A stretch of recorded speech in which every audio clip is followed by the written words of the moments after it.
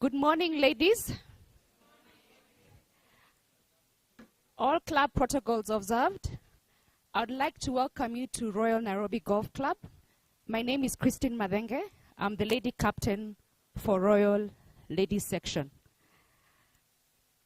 Today we are here to discuss a very important topic. And I think for many of you it's close to your heart. And that is skincare. I'll ask one of the ladies, as some of them walk in, I'll ask one of the ladies to tell me, what was the topic for today? What was the topic on the poster?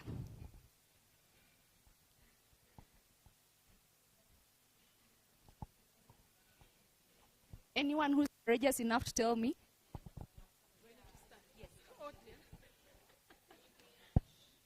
There was something about aging, cosmetic, dermatology. Yeah, those are the ones I remember. Cosmetic, aging, dermatology. Yeah. Somebody else who'd like to give it a try?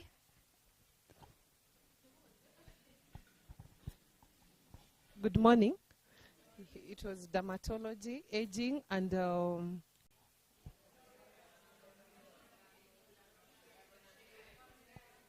One person, please stand up and tell me who the sponsor is for today.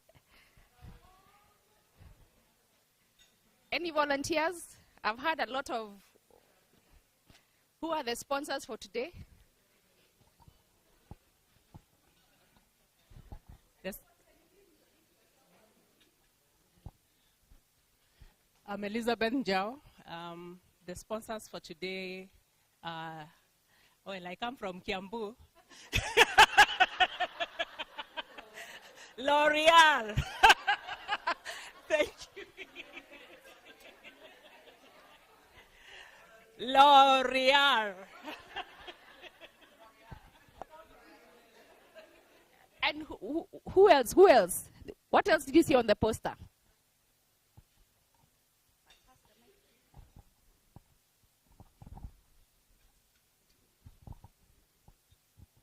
Hi, everyone. Hi, ladies. My name is Mudeu. The sponsor is, they are L'Oreal, CeraVe, La Roche, and I think Candid Conversations, right? Yeah.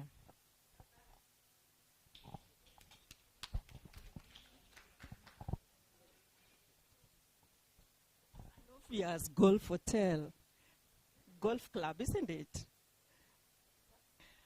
And obvious Royal Golf Club. Well done, ladies. Give yourselves a hand of applause. At least we know the sponsors. We know why we are why we are here. So let's get down to business, right?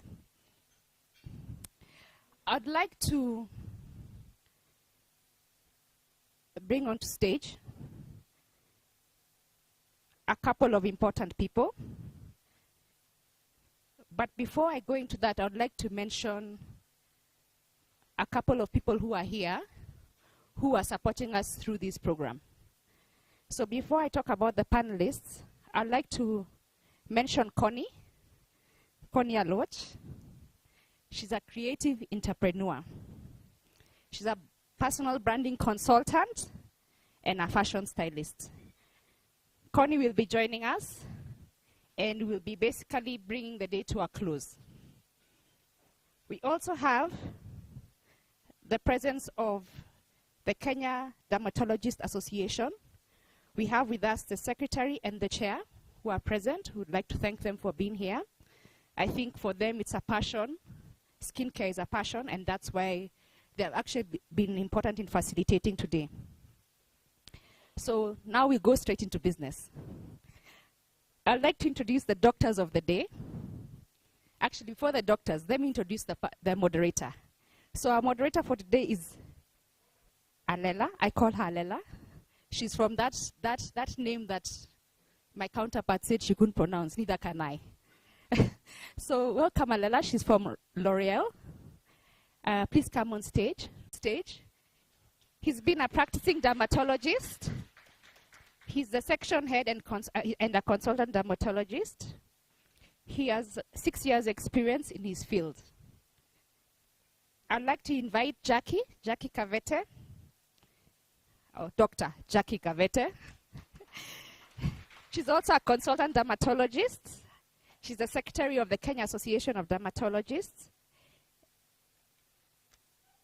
And then the third panelist who I'd like to invite on stage is Dr. Carol Mwatha, who's also a practicing dermatologist and has 6 years experience. Welcome on stage.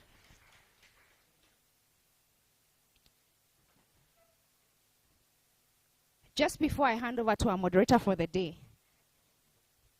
our panel of experts is here to enlighten us with their profound knowledge and extensive experience in their field. Let's take time to understand and engage them so that we're able to take home something from today. So I'll welcome the panelists. I'll hand over to Alela. Thank you all.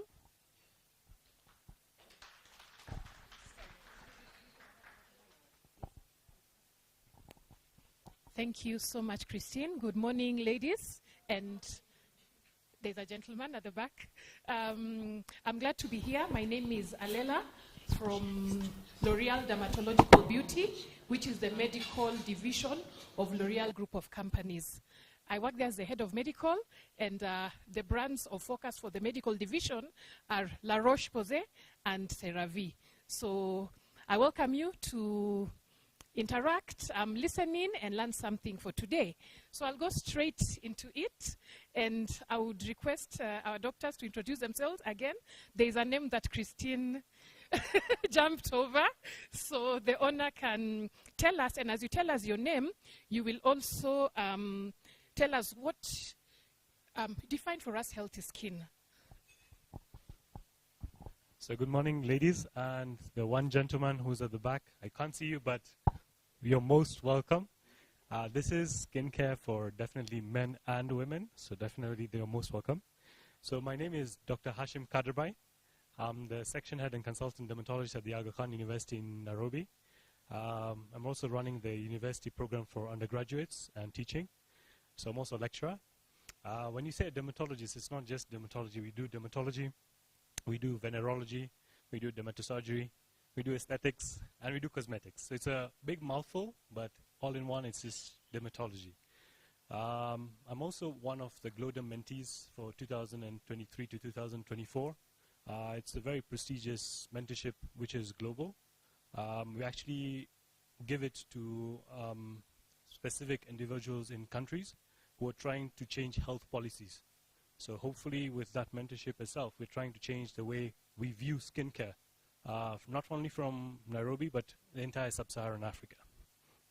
So in terms of when you say healthy skin, I would say it is skin that you're comfortable in, you love, and you're very proud of in terms of from head to toe, including your skin, your hair, and your nails. Thank you, Dr. Hashim. Dr. Kavete, what does Dr. Kavete define as healthy skin? And you can add beautiful skin to that. Thank you. So beautiful skin is, I think, the skin that you're in. It's much more than what you can see. I think it's how you feel, your attitude towards it. So from the beginning, you should always be comfortable with who you are and the skin color you have. We have quite a range of, skin types, skin textures. So for me, beautiful skin is the skin that you're in. Of course, sometimes we have some challenges with our skins. We can have some maybe extremely oily skin or dry skin, and that's what I guess today we are going to tackle and find ways of addressing that. Thank you. Thank you, Dr. Kavete. And now to you, Dr. Mwatha. In the shortest time possible, what are the basics, the basics of skincare? Thank you for the opportunity. I'm Dr. Carol Mwatha. I'm glad to hear there's someone from Kiambu County. I serve Kiambu County as a dermatologist and also run a private practice. Now, for skin, the basics of taking care of good skin, first of all, it starts with our diet. And I am so happy I work in Kenya because Kenyans tend to have very good skin. And people worldwide recognize that. I tell them it's the milk in our diet and the water quality. We have very good water quality around. So diet is very important, taking lots of water. Cleaning the skin with just a basic cleanser that does not have a lot of fragrance, does not have ingredients that are very harmful to the skin, basic cleansers. And then I always advocate for sunscreen. Again, the beauty of being in Kenya is our beautiful skin, but we are one of the countries which is closest to the equator, to the sun. I mean, we are at the equator, we are closest to the sun, and so it goes without say that we need sunscreen as a baseline in skincare. We need good moisturizers, which again are scent-free, very moisturizing. We age slower, luckily, because of the natural melanin that we have in our skin type 4, 5, and 6, which is what we have around. So basically a cleanser, sunscreen, a good moisturizer is the basics of non-problematic good skincare. Thank you, Dr. Mwatha. You mentioned something about us being close to the sun and importance of sunscreen. I would now like to ask Dr. Hashim to tell us about sun protection and how it contributes to maintaining youthful and healthy skin, especially in people of color. Thank you for that question. So as one of the dermatologists who advocate for people of skin of color, you see, when you're in Kenya, you're brought up in Kenya, you're Kenyan. A lot of times, many of my patients come and see me like, where was you, Africa? But I'm 8th generation in Kenya. I speak more fluent Kiswahili than English. When you look at our skin tones, right? A lot of times we just refer to it as Fitzpatrick 4, 5, and 6. But if you look at this room itself, I'm sure we have almost about 1,000 different skin tones. Am I right? Right? So we have our African skin, which is melanin rich, but because of the evolution, it has changed from light to dark. So a lot of times what we say as we don't need sunscreen has changed. So even if you're dark skin, which is melanin rich, you still need a sunscreen, which is 30 plus minimum to 50 plus. But what I tell most of my patients is 50 plus is usually the best, because from 30 to 50, there is about a 5 to 10% increase in changes of protection, which gives you a much better protection compared to a 30, even though you are still pigment rich. The very important thing with sunscreen is that everyone should wear it daily. Though we say it's sunscreen, everyone thinks it's the sun that we are being exposed to, right? That's the wrong concept we have. We have UV radiation, which is invincible, it is harmful, and it affects all of us. Because most of us, like Carol said, we love big windows, we love the nature itself. So the amount of radiation we expose to every day is quite extreme. And hence, sunscreen is very, very important for us as a daily routine. How much to apply is also very important. Most of us don't apply enough. Tunaweka kidogo, and then we say that that is enough. Or you put too much at times. So also the amount is very, very important. So like I said, sunscreen, but as Carol said, moisturizer and a cleanser, those will make a very good basic strategy for improving skincare. Thank you. Thank you for that, Dr. Hashim. How many are wearing sunscreen today?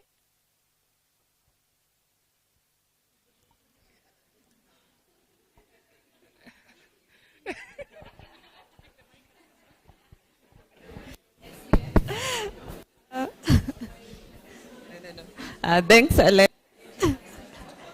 Yeah, speak into the mic. Yeah. The dermatologist has something for you. She has something to say. No, I'm saying it would be so awkward if we didn't raise our hands. SPF 50. Carol? 30? SPF 30? You? Okay. 15? 1. Okay. Good. Yeah. Excellent. So, still on you, Dr. Kavete, what are the most prevalent skin conditions that you encounter in your practice? All right. Thank you. So, commonly In my practice, I see a lot of patients with acne. So acne is, this mic is here. Sorry about that. So acne is what commonly people call the pimples, like what you think is common among the teenagers. But we know it can affect people from across all the ages. So from teenagers to adults above 25, and to the mature group from around 35, 40, 45, you can still find acne. Another common condition is the dry skin type. So I'm sure you've heard of this condition called eczema, also quite common in my practice. Thank you for that. So acne and eczema, or commonly dry skin, are the most common. Just give us a basic, the basics of how you address these skin conditions. So I'll start with acne. I don't know if I can make it interactive. Yes, sure. All right. Okay, so I'll pick on this lovely young lady here. Yes, you. So what do you think about acne, or what do you know about it? Good morning. My name is Jocelyn Wekesa. What I know about acne is that it develops during teenage. Yes, that's what I know, because I think I also had acne at some time, at some point, yeah, when I was approaching my teenage. Yeah, that's what I know. Yes. Thank you. Very good. Has anyone heard of acne? Someone who's about 35, 40? Anyone who's experienced that? Okay, we have a hand up here. My name is Grace. Grace Kagume. I'm a healthcare techpreneur, diabetes advocacy champion. Now, about acne is me. My face, every other time I have pimples. Today, tomorrow my skin is clear. I've done micro needling. I've done 1,000,001 things. So when you talk about acne, you speak to my heart. So for me, it's every day I have something. My skin has many things. Looks like chapatis once in a while. So that's what I know about acne. Thank you. Thank you for sharing that. So acne is one of those complicated conditions. It's something called an inflammatory condition, and it's also chronic. So the word chronic means it's a condition that is treated for a long time. So you'll be treated, maybe now it clears, maybe 2 years, 3 years later, it can pop up. There are many factors that, come about when we are talking about acne. The biggest one is hormonal changes, and that's why it's very prevalent during the puberty period. But we know that we go through hormonal changes our whole lives. Like if you're undergoing stress at work, your stress hormones are up and your acne can pop up. The other thing is genetics. So some people genetically are predisposed to getting acne. And the other thing is diet. But I'm sure one of us will tackle that. So those are the things we look at when treating acne. Thank you. Dr. Mwatha, what are the key ingredients that one should look for to address specific skin concerns? We're talking about acne here. The key ingredients in products. Okay, so for acne-prone skin, first of all, I think I should stand because I'm noticing there are people coming at the back. So the key ingredients in products for acne-prone skin, one of it is the product should not be an ointment or an oil. I've heard about this craze of people using jojoba oil and oil-based products on acne-prone skin. It's advisable because it will clog pores. Just by basics, it will clog pores. So creams, lotions over ointments and emollients, including Vaseline. It's not advisable to use it on an acne-prone skin. So the other key ingredients, we call them the BHAs, the beta hydroxy acids, like salicylic acid. Salicylic acid is a very good ingredient for acne-prone skin, creating acne-prone skin, and the safe level in cosmetic products not prescribed by a dermatologist, but you can even buy over the counter, is nothing more than 2%.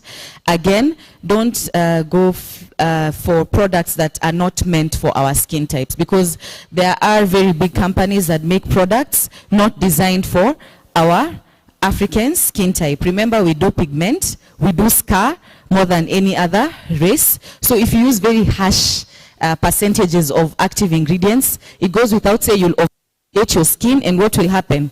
You heal with scarring, or you'll heal with. So a safe product designed for people of skin of color with active ingredients made for skin of color. The other ingredient I would say would be very good is, of course, a sunscreen. In this case, sunscreen of SPF 50+, because acne tends to heal with scarring, especially in our population. Baseline to start to prevent scarring and pigment changes on skin, that acne that heals with PIH, post-inflammatory hyperpigmentation, is on baseline. You should be on a sunscreen before you even go for advanced modes of skincare. So I would say, in summary, those are the basic key ingredients that you should have in treatment of an acne-prone skin. So just to add on one factor we always forget in acne-prone skin, I think even Carol will always advocate for that, is hair products. Because a lot of time what we kind of focus on is the face. But what we don't realize is whatever we put on our scalps will also trickle down onto our face. So especially hair oils, which she mentioned, like jojoba oil, there's avocado, rosemary, tea tree, which a lot of our ladies are using for our skin type in our hair types, will actually trickle onto your face and hence cause a lot of forehead acne. Now, in our skin types, we have two different types of acne. We have the fungal type, which is actually where the amount of fungal elements on your scalp increase and then trickle onto your forehead, causing that itchy kind of acne, which is usually on and off, especially in our 30s and 40s.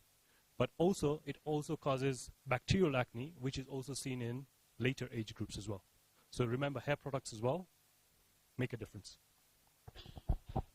Thank you very much for that. And still on you, I know there are people who say that they have sensitive skin. What sort of products should we be cautious about when we say we have sensitive skin? So thank you for that question. That's a very good question. You know, when you have sensitive skin, it's something that you will realize yourself. A lot of times in our community, what we'll do is, my friend is using a product, so even I will use it. Now the thing is that at that point in time, always everyone needs to understand that skin types are different. So with a sensitive skin type, you need to have lesser active ingredients. So for example, even a salicylic acid, which is 2%, works very well for normal skin types, will be actually very harsh on your skin types. So you'll have to look for gentle cleansers, gentle sunscreens, preferably for sensitive skin, all right, and sensitive moisturizers as well. So things which have active ingredients which will help you, but in lesser percentages, so that not to actually irritate the skin. Maybe Dr. Kevete and Carol can maybe add on to that. Thanks, Hashim. So I'm sure, I don't know, what is the commonest mafuta that people like applying?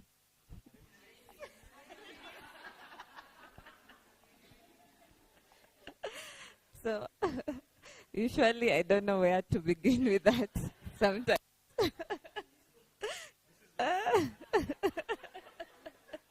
So of course, Aramis is what is called a petroleum jelly.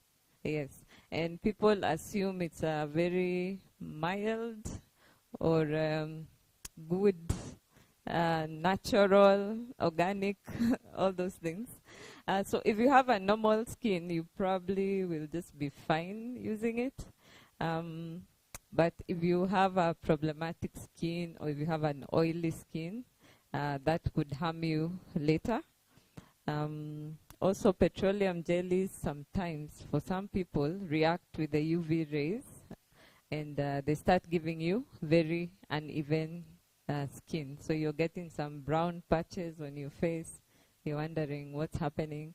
Then you start thinking you have worms. Then you go start deworming. Then it's a slippery slope from there. So, but at least now that we are here, we can, educate you more on that.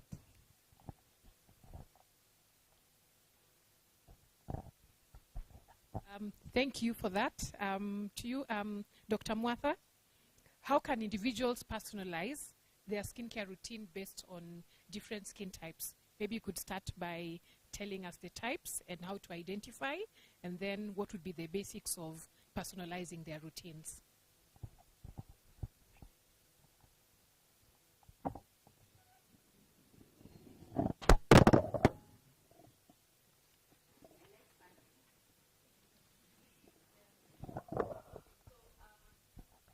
Skin types, it depends on who you are. For dermatologists, skin types, we categorize them in the Fitzgerald skin types.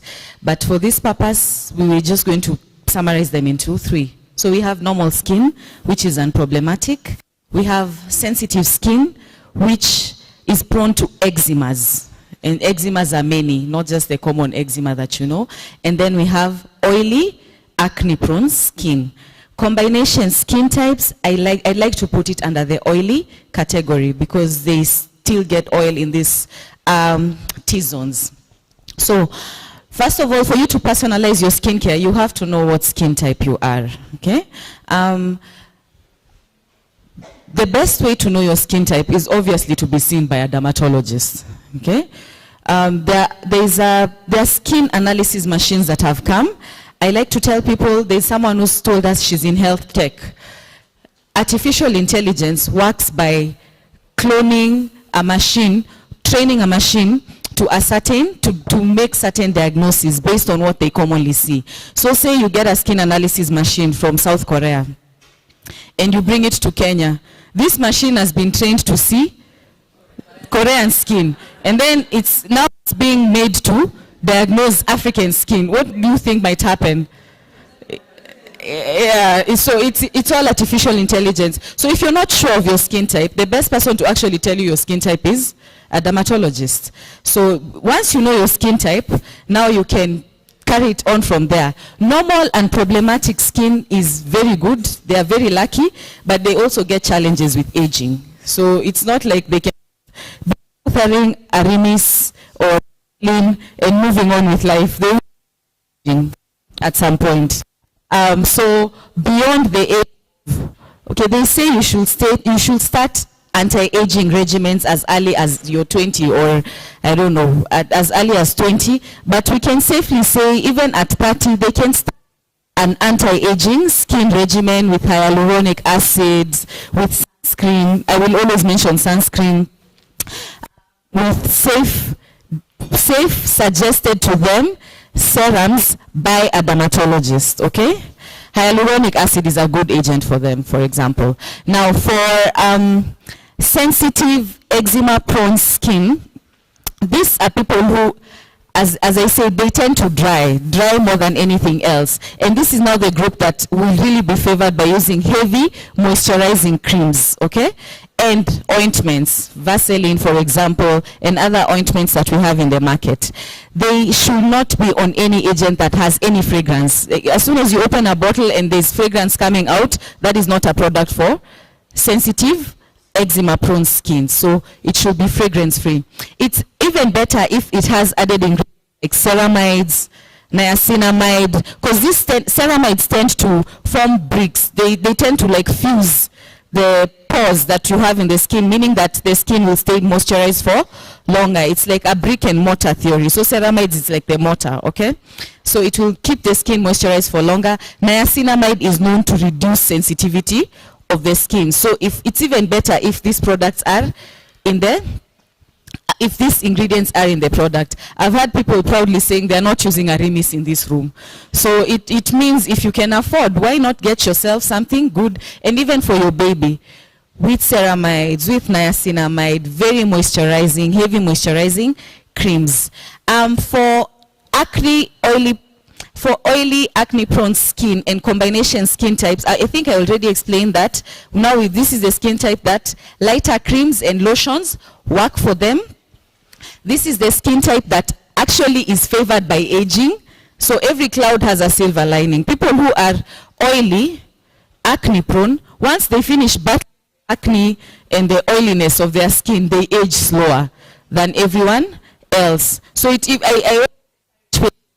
I'm sorry you're suffering now, but imagine later, you can just virtually be walking around in a sunscreen until you're 40, and you will still look younger. So every cloud has a silver lining.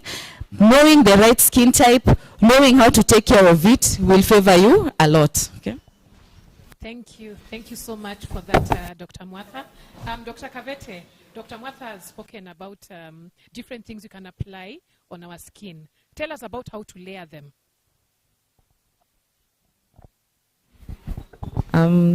Yeah, that is a really good routine, a typical morning routine. So typically you should cleanse your skin in the morning. What is recommended is a liquid cleanser.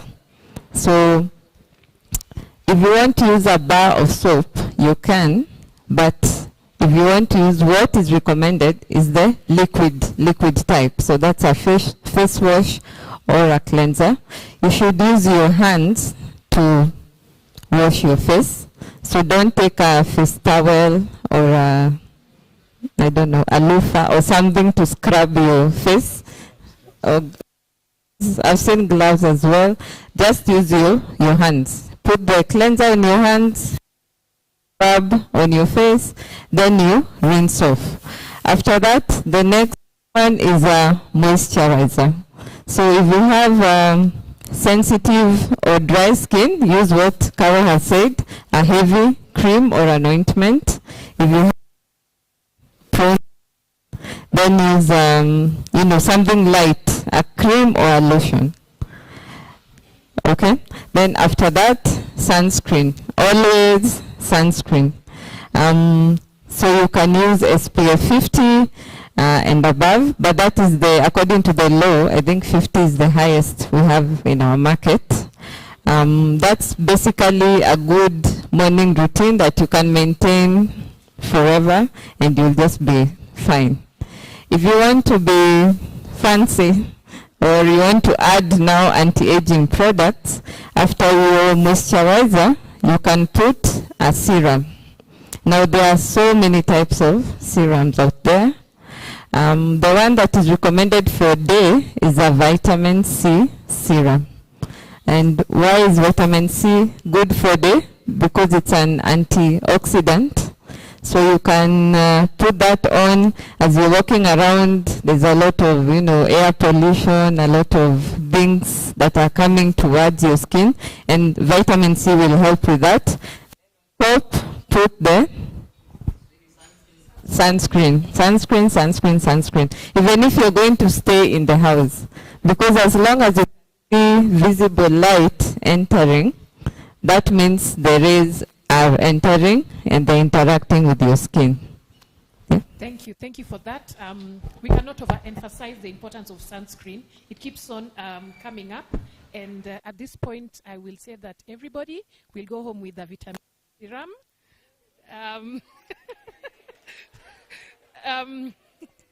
So as we move on, Dr. Hashim, we have individuals seeking a lot of over-the-counter dermatological solutions and skincare.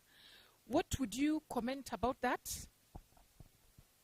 So that's actually a very good point, and we see it in a lot of patients who already come for acne, for sensitive skin, where you actually Google most of the stuff which you're supposed to be seeing a dermatologist for. So the first thing, a lot of times, like Dr. Kavete has said, vitamin C is like the in thing right now. Every patient somewhat or the other is using a vitamin C. But how is it supposed to be used? Is it supposed to be used for acne-prone skin is the problem. So each individual, if you're looking for a specific factor that you want to sort out, let's say, for example, anti-aging, the amount of over-the-counter products that you will need is also very different. All right? If it's an acne-prone skin or acne pigmentation which you are actually getting sorted out, you have a different set of requirements for your skin. Now, a lot of times what people do is just go to the beauty shops, especially in town. There are a lot of them on Instagram. What they do is you just tell them, Ati, this is a picture of my skin type, what do you need? So they'll start giving you almost like about 7, 8 different products, which you have no idea how to layer, 1. You don't know how much to apply, 2, and when to use what. Because a lot of times you'll even notice that some people are putting vitamin C at night and retinol in the morning, which is not supposed to be the case. Retinol is photosensitive, so it actually damages the skin at that time as well. So whenever you're buying over-the-counter products, remember, it's something that you are seeking for. You using the right products will save you money, will also save you time. Because one thing we can't buy in this room, no matter how much money you have, is time and skin care. In terms of once you reach that photo damage, you're not going to get it back. For example, melasma. This is a very common extra pigmentation problem that we see in especially our African skin type, especially starting earlier now, sometimes even 30, 35, because of extra UV radiation we have. So you'll see a lot of ladies having pigmentation on their cheeks. So what's the first thing they do? Google vitamin C. That's not usually how we treat. You have to have a specific set of basically retinoids, some anti-inflammatories, good sunscreens, good cleansers to actually help with that pigmentation so that you maintain that. So bottom line, see a dermatologist. Thank you so much for that. Dr. Mwatha, what are some of the dermatological procedures that can provide significant improvement on skin health and appearance?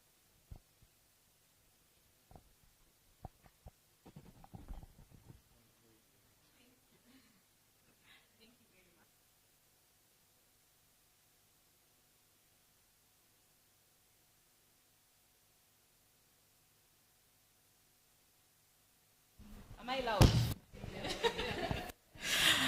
So I wanted to add something about over-the-counter products. I treat patients, and some of you sell these things. It's business. It's skin business. So we don't condemn the over-the-counter products, but the issue is percentages. I'm not a L'Oreal work. I am not employed by L'Oreal. I don't earn my pay from them. But I will tell you for sure, it's very important for a company to bother to do some research on skin of color, okay? Because I don't want to mention these big company names, but remember, they've not done their research on us. So something like vitamin C from La Roche is actually the correct percentage for our skin. It's 10%, okay? Now you'll get products out there which are 20% vitamin C. They will harm your skin.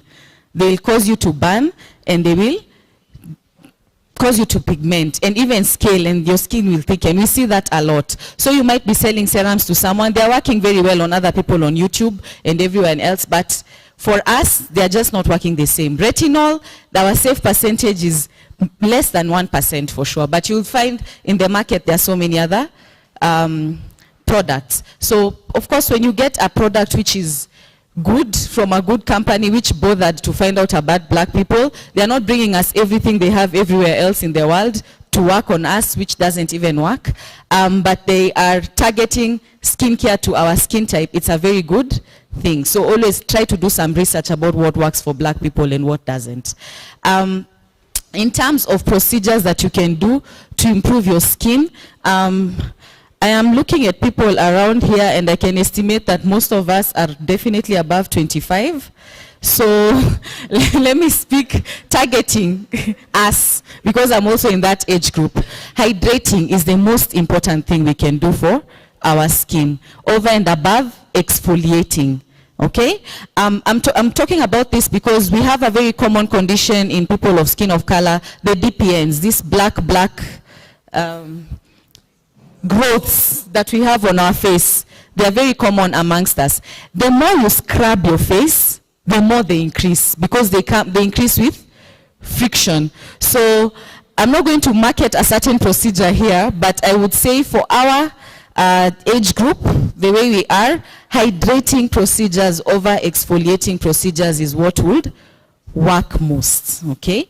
If you are acne prone, and if you are trying to treat previous acne scars, peels, safe peeling, the slower the better, would be a very good idea for us, okay? Not very harsh peeling, the things that you see on internet where someone is exfoliating a lot. That can only be done by a dermatologist in a safe setup, if they've decided that's what you actually need. But slower peelings and slower procedures towards exfoliations of skin, only for acne-prone, oily skin that has scars would work. The other procedure that can work for us, African women, is pigment-based procedures like lasers, which of course are done in the hands of an expert, because as I explained, it cannot be extrapolated from other populations, because then they can withstand harsh. Have you ever seen Mzungu darkening? They don't get it. Even if their skin burns, they will most likely heal with just good-looking normal. Scars will look better on them than us. He's not Mzungu. He's around skin type 4, so even him, he can scar. So those procedures cannot be extrapolated on us. Safe lasers, slower peels, and hydrations of skin would work for our age group and above. Please comment about doing chemical peels at home. Oh, God. Chemical peels at home. As I said, there's this culture that of people trying to do research on themselves, okay? We are a very unique population, and not much research has been done on us, okay? Even if you see something advocated, for example, by an African American, is it obvious that we tend to be darker than African Americans? Remember, they live in the northern hemisphere. We live at the equator. So once you finish your chemical peel, even before you finish, there's already sun coming through coming through your window, okay?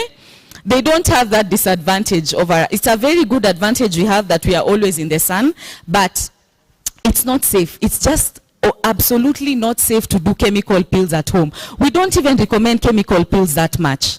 Before a dermatologist decides to perform a chemical peel on you, they will try so many other things, okay? The self-peeling, for me, all the patients I've seen with peeling their skin at home, they have pigment. For sure, they have pigment. Even the ones who try to do it in an expert way, they still have pigment changes on their skin. So no, it is not safe at all. Okay. Microneedling, self-microneedling at home with Dermapens or with rollers. Again, what? Microneedling, or the terms. What term? Chemical peel. Okay, chemical peel. Remember I mentioned something about salicylic acid, BHAs. So we have various types of chemical peels. The common ones in the market, we have salicylic acid peels, we have trichloroacetic acid peels, that's TCA peels, we have glycolic acid peels. They come in percentages, okay? So I believe we all came across chemistry at some point. So salicylic acid is 2%. Most products that are safe to use over the counter at home for acne-prone skin is 2% salicylic acid. At higher percentage, it becomes a peel. Like at 10%, 15%, it becomes now a chemical peel. So when they prepare your skin, to do a bit of skin preparation, it's applied on your skin, and then post-preparation, and then you go home, and then you start peeling like a snake. That's a chemical peel, okay? We have slower chemical peels.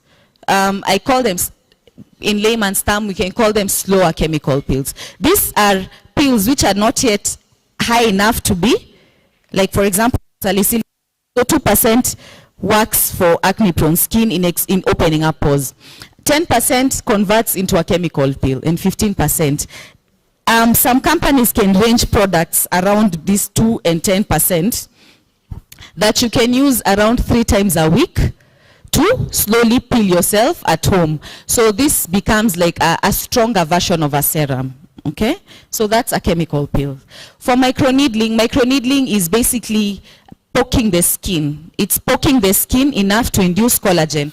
Collagen is a very vital factor in scarring. Like if you cut your skin somewhere, part of that mesh that forms before the scab forms on the skin. Okay, so people extrapolated that theory into poking the skin. So if you poke the skin in a strategic way, in an organized way, you induce collagen.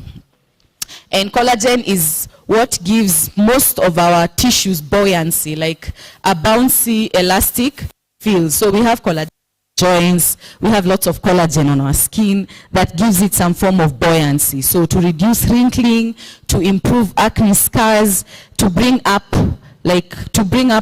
pitted acne scars. That's microneedling, so poking the skin. It is done by dermatologists. We have derma pens that people buy to do microneedling at home. So if you've not been guided to do it by your dermatologist, because sometimes we do guide patients because of costs, of course, okay? Because if I'm to do it every day on you, or if I'm to do it every month on you, it will be expensive. Rarely will the dermatologist get you to do it at home, but yes, it has been done. You need to pick the right size of the needle. Remember, this is a needle poking your skin. We have different sizes, 0.5 all the way to 2.5 millimeters. So you cannot buy a wrong size of needle. The skin of the face is not as thick as the skin of, for example, the abdomen, because microneedling is also used in treatment of stretch marks. This skin is thinner than the skin of the abdomen. So a needle that will work here cannot work on the face. So a needle that will work under the eyelids cannot work on the cheeks. Okay? Because we don't have a lot of fat here, but we have a lot of fat on our cheeks. It's very important to be guided to do these procedures. I wouldn't say extrapolating from internet is advisable, or trying to train yourself and become a trainer of trainers is advisable. I don't know. Which other procedure do you have a question on? That's it. Okay. From Carol's perspective, if it was from my end, I would say that... Can you hear me?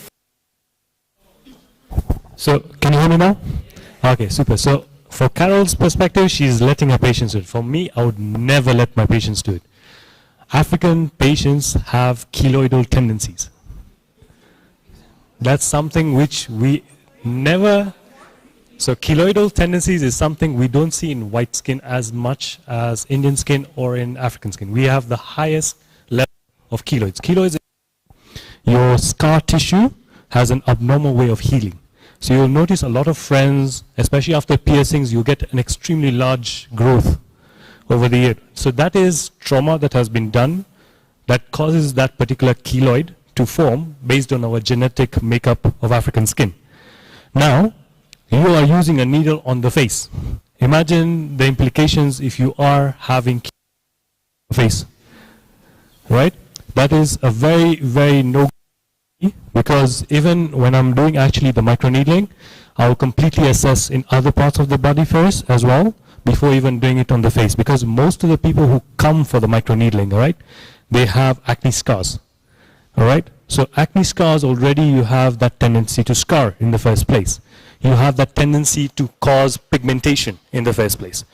Now you're increasing that chance by doing microneedling, which is damaging the tissue from the surface all the way to about 3 to 4 millimeters, which is quite a thick layer. And then imagine you form keloids. So yes, this is one thing I would advise all the ladies, never do these things at home. Especially the derma pens that come on YouTube and Amazon, they're almost like I think $3 or $4. All right, and the pens are really advertised. Even if you go to town, they're really advertised that you can do it yourself. This is what you're going to look like. This is, just leave it to the hands of the dermatologist. Microneedling is actually something that dermatologists are trying to reduce. The only problem is that the cost of the needles are very expensive. Now, when we bring them into the country, those are the problems. Now, those are the we're trying to change to allow our patients to get better and more affordable healthcare accessible to all patients, not just in some areas itself. And most of the times it's not even covered in insurance, but we're trying to work to that to even cover in the insurance. So in baseline, I would say that don't. Thank you. We can take a few questions, about 2 or 3. Any burning question for our dermatologists? Thanks, Alela. My question is, what's the major side effects of Roaccutane? I've done Roaccutane maybe 10 years ago, and then again after 5 years.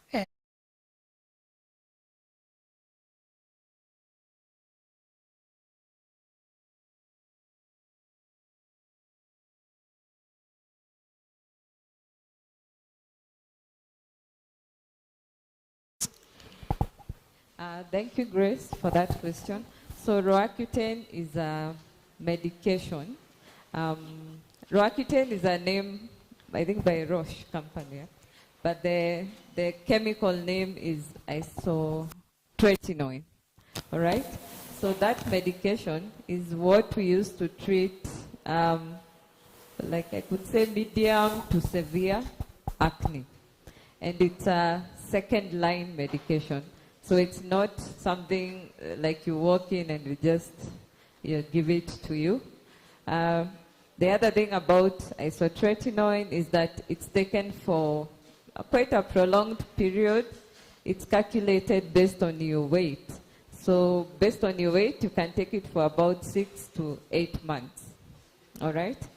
During that time, as a lady, you'll be advised to either be on a contraceptive and make sure you don't conceive or get pregnant during that time, because that drug can go through your system into the pregnancy and affect the baby in a negative manner. If you're a man, you will also be told you should not make somebody else pregnant, because it can also go to the bodily fluids, the semen. Okay? The other thing about it is that it has side effects in terms of your liver and your cholesterol levels, but those are things we keep checking by doing your lab tests.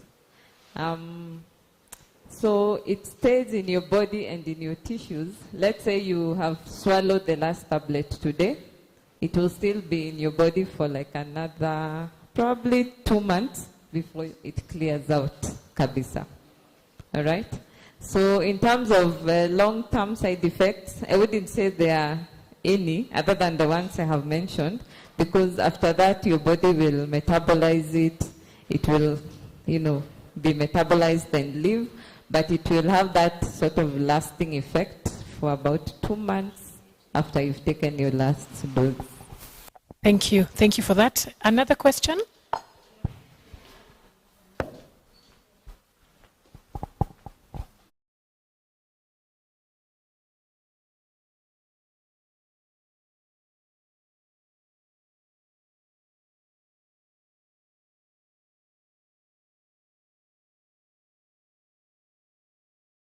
Have a number of pathologies behind it. The commonest I see in my practice is patients who have atopic dermatitis. Atopic dermatitis is like the way Dr. Jackie said, where your skin is very dry. Now, if you look at the thinness around the eyelids, it's very, very thin compared to the rest of the face. Because of that, most of the time the UV radiation you get exposed to is going to burn your skin in different levels. Now, most of us don't really put that sunscreen very close to the eyes. Hence, we have those dark circles. So that's usually the commonest reason. Second reason is lack of sleep. And the third reason is generally the pigmentation issues that we see in kind of more of melasma-like pigmentation.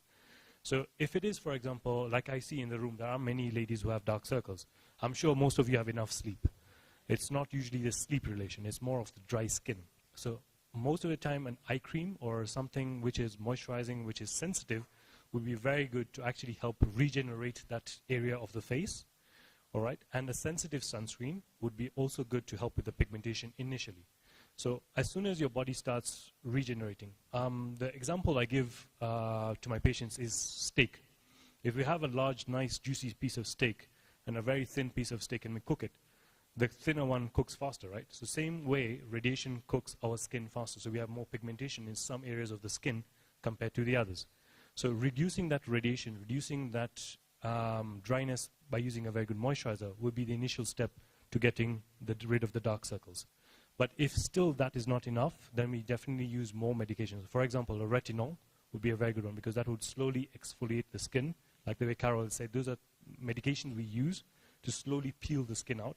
We can use kojic acid, we can use glycolic acid, and very minimal percentages because that's an area which is very sensitive. So you have to be very careful to use a very specific product. So I would suggest you see one of us or at least a good dermatologist and see what would be the best way to get rid of these dark circles. Thank you. Thank you for that. A quick one before we take more questions. There are a lot of supplements that are taken for skin. You have the mic, so I'll come to you. Are there any supplements that you would recommend that would make my skin look better, for example? So generally, if you're having a balanced diet, I think you're able to extract most of the good stuff, the vitamin B5, the B3, zinc, and what have you from the food.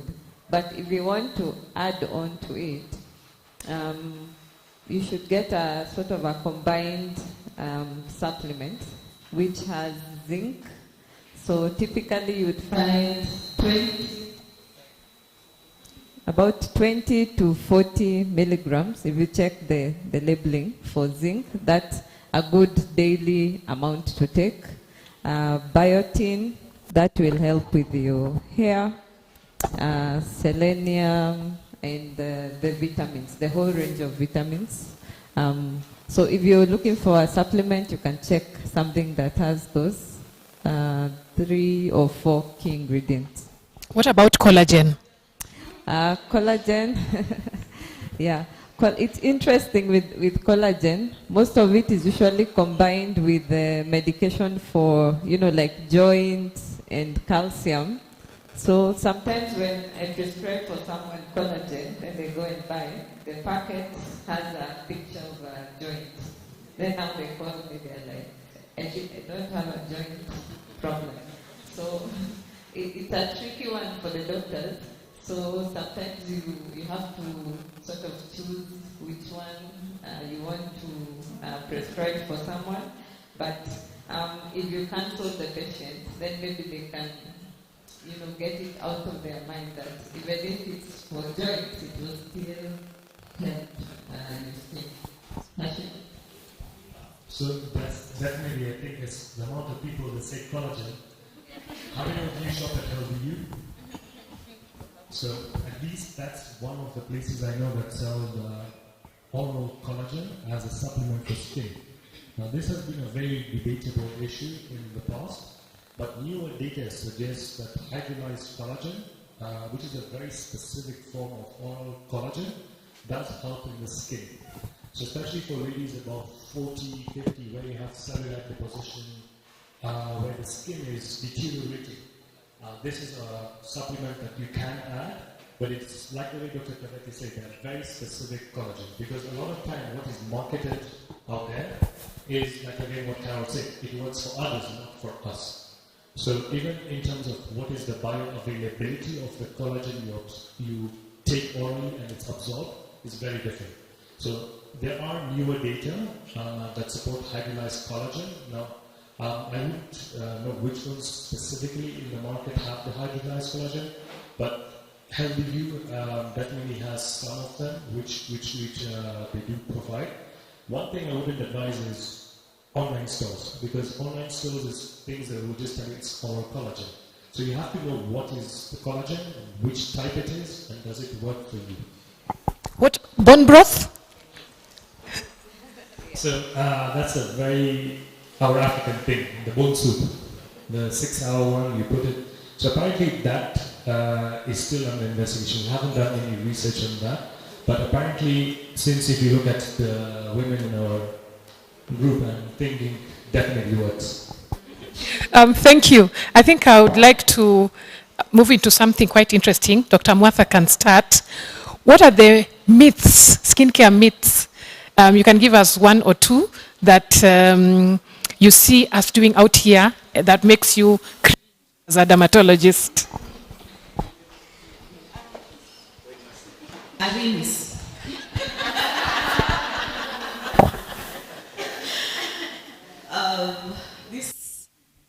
The use of, I'm not saying Arimis is bad. It's not produced for human beings. There are standards, even by KEBS. Even by KEBS, there are standards of a product meant for human use, a product meant for veterinary use.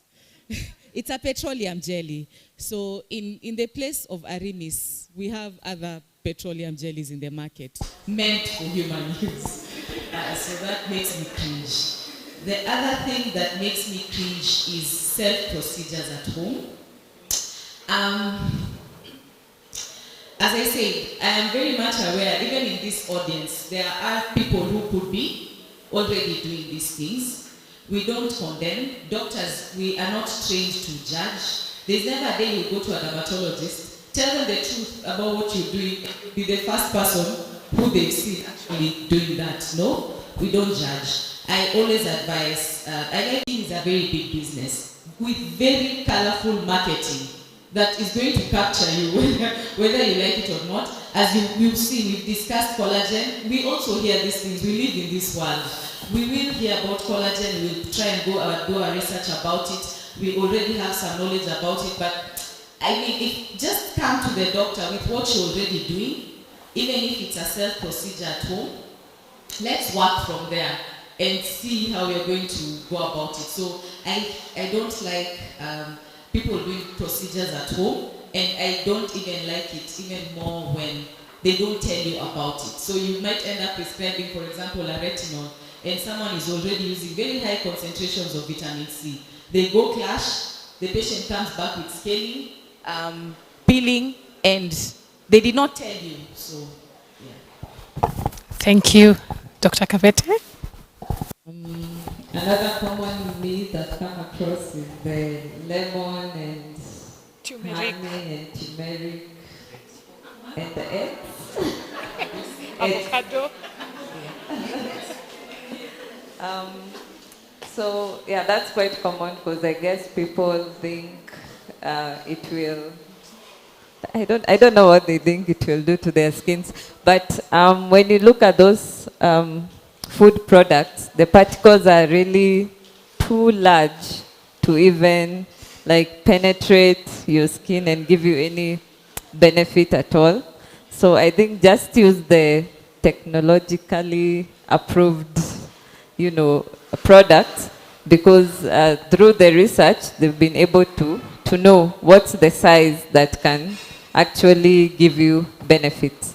When you apply some of these things like lemons on your skin, trying to heal the dark marks, it actually makes it really worse, and the treatment is prolonged for longer.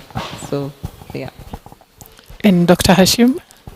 So for me, I'll take it away from the skin. The thing that makes me cringe the most is our hair care, or the knowledge we have about hair care in African women, especially our teenagers. Especially once we suka our hair, we are always told that the reason why we're doing it is protective hairstyles. But you'll notice that that extra pulling that we're doing is causing us to lose a lot more hair. So one is the protective hairstyles, and the second thing which we tell our patients is, or the salon tells our patient, is that don't wash your hair. Sometimes our patients go almost 2 weeks, 3 weeks, 4 weeks without washing hair because of the way we have our protective hairstyles.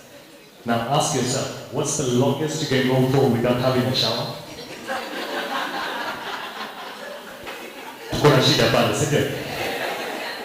And that's one of the things that we are really trying to educate women, because we are told African hair, or hair type 3, 4, and 5 is weak. Okay? But when you look at the environment, when you look at evolution, why is it that we are built in the strongest environment possible?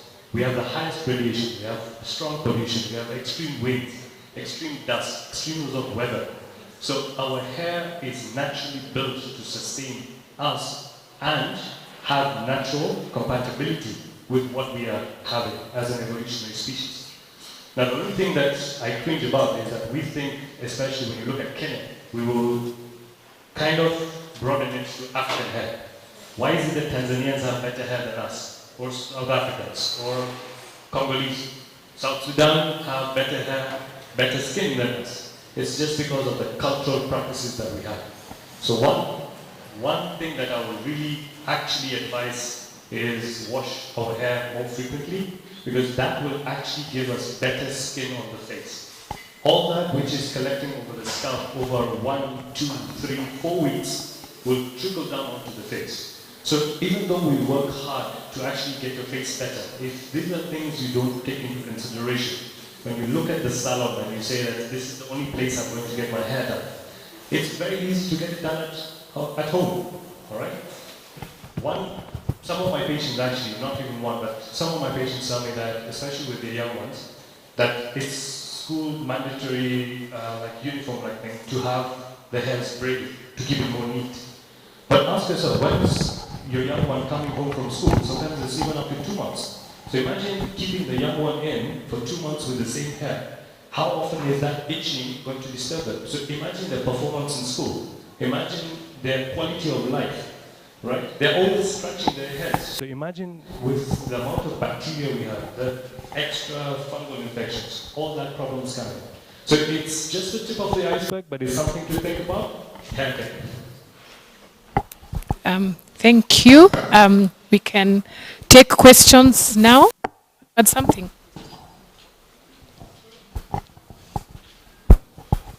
Removal of cuticles. That makes me cringe. I don't know if I'm the only one, but I've been seeing an upsurgence of nail fungal infections. I don't know where that culture came from, that before nail polish is applied, cuticles have to be removed. There's a reason why everything exists on our body. The cuticle protects a very important part of the nail. And I've increasingly been seeing a lot of nail infections because of cuticle removal. I don't know if they are safe about it.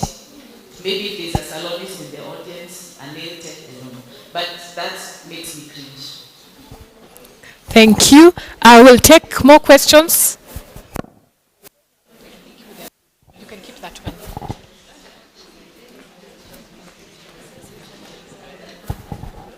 Hi, thank you for the insightful talk. My name is Elizabeth.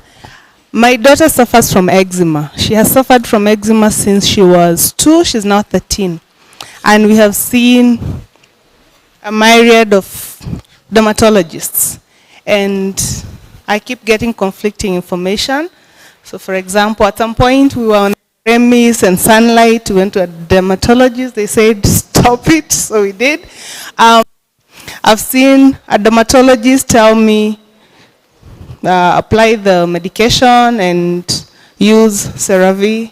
We're going to another one and said, okay, use the medication, use shea butter.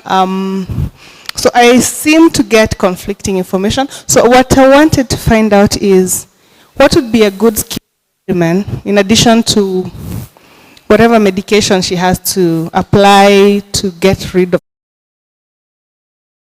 That is my first question. Sunscreen. So I apply sunscreen in the morning. Do I need to replenish it in the course of the day, or am I good for the day? Makeup products, what should we look out for? Thank you. Oh, and one last thing, gel polish. Is it safe? Thank you. I will come back to the next question. She's asked a lot of questions. Would you like to take one and pass the mic around as we tackle them? Okay, thank you for the question.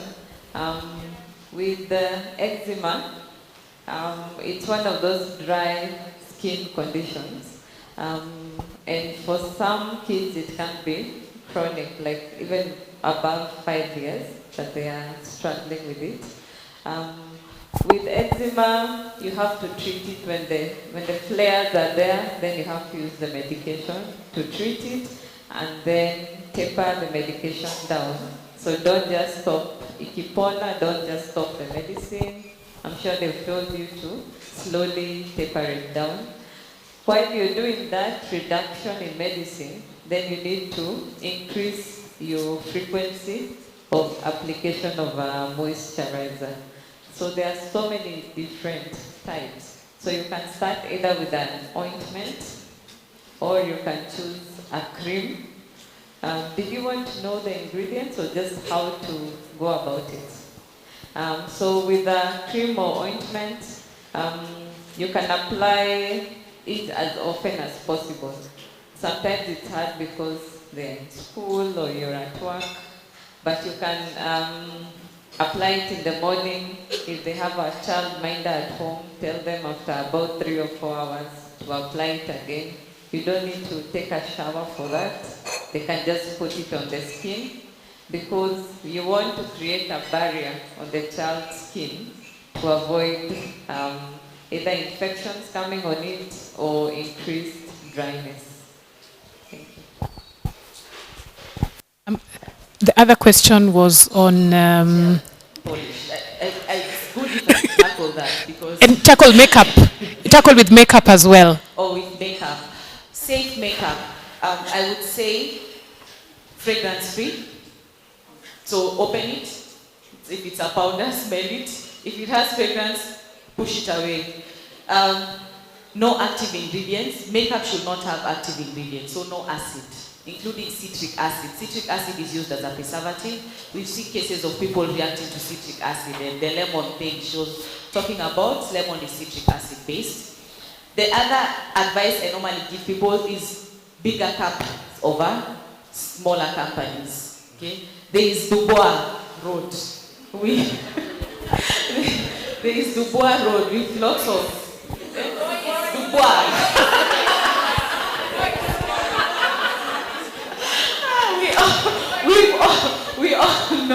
We all know what we are talking about.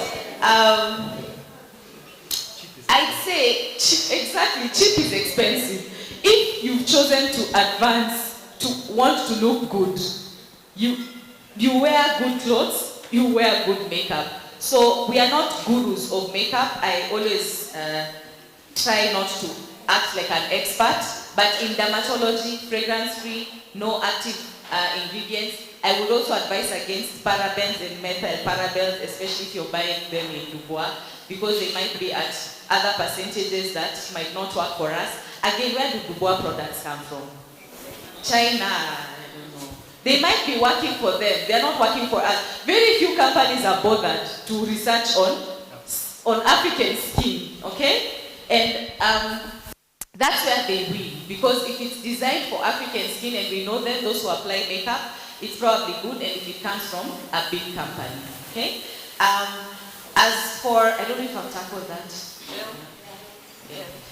As for gel polish, if it is safe or not safe, there is a recent paper that has come out to show that there are increased chances of cancer when using UV nail drying machines. We have 2 versions in the market. I believe if there is a third one, I accept to be corrected. But we have UV-based drying machines and LED-based drying machine. The difference is LED also contains UV. It's just that it acts stronger and faster. It acts stronger and faster, but it is still UV. I'm not going to condemn nail polish drying. I always advise apply a sunscreen, because it is UV. Apply a sunscreen before drying nails, and I think some nail salons have started doing that already. The nail is also skin. It's just toughened skin. So even applying the sunscreen as the moisture, they apply moisturizer before drying, before applying nail polish and drying your skin. A good nail tech will also remember to moisturize the nails. So in this case, because of treating the fear that we have you can do UV. Yeah, you can use sunscreen as your moisturizer before drying your nails. I wouldn't condemn it because I know people don't stop these things. Thank you. Questions, but I'll ask. Is it a must that you wash your face at night? Yeah. When you're washing your face, does the temperature of water matter? Hot or cold water? I've seen some products say use cold water, some say use hot water. And then how did our foremothers take care of their faces before L'Oreal and La Roche came in? What were some of the things they did? Because I imagine there were things they did that were right, yeah? Not a remiss, not a remiss. So I'm saying that like 100 years ago, 50 years ago, you said the Sudanese have better skin. Could it be Share or other products they have? I'd be interested to hear. Thank you, Dr. So the first question is, should we wash our face at night? That one is 100%. Because you see in the morning, you're waking up, you're already washing your face, skin, but throughout the day, you're being exposed to the pollution. Yeah, sugar, this one, some of these. Everything is collecting on your face. So you need a gentle cleanser to start with, at least to get rid of all that pollution, to unclog your pores, because the clogging of the pores is actually what causes the acne. Nice one. Itself would be very good. Warm, hot, or cold water. For all my patients, what I tell them is warm water. Not cold, not hot initially, because it does help remove whatever you're supposed to, but don't use a face towel. One thing that we really condemn, all the dermatologists, is that going to the fire. The scrubbing, which we do, it over-exfoliates the skin. So we don't use a face towel, just use your hands, that's good. Spend about 1 to 2 minutes washing the face. I tell patients about warm water first, then warm water, and then you can use cold water to help close the pores. So that's generally what I would tell the general public. Then, in terms of our forefathers, this is something that really is something all of us. The sugar we're using has mercury. The diet we're using has too much of oil. Everything right now has been diluted in terms of quality.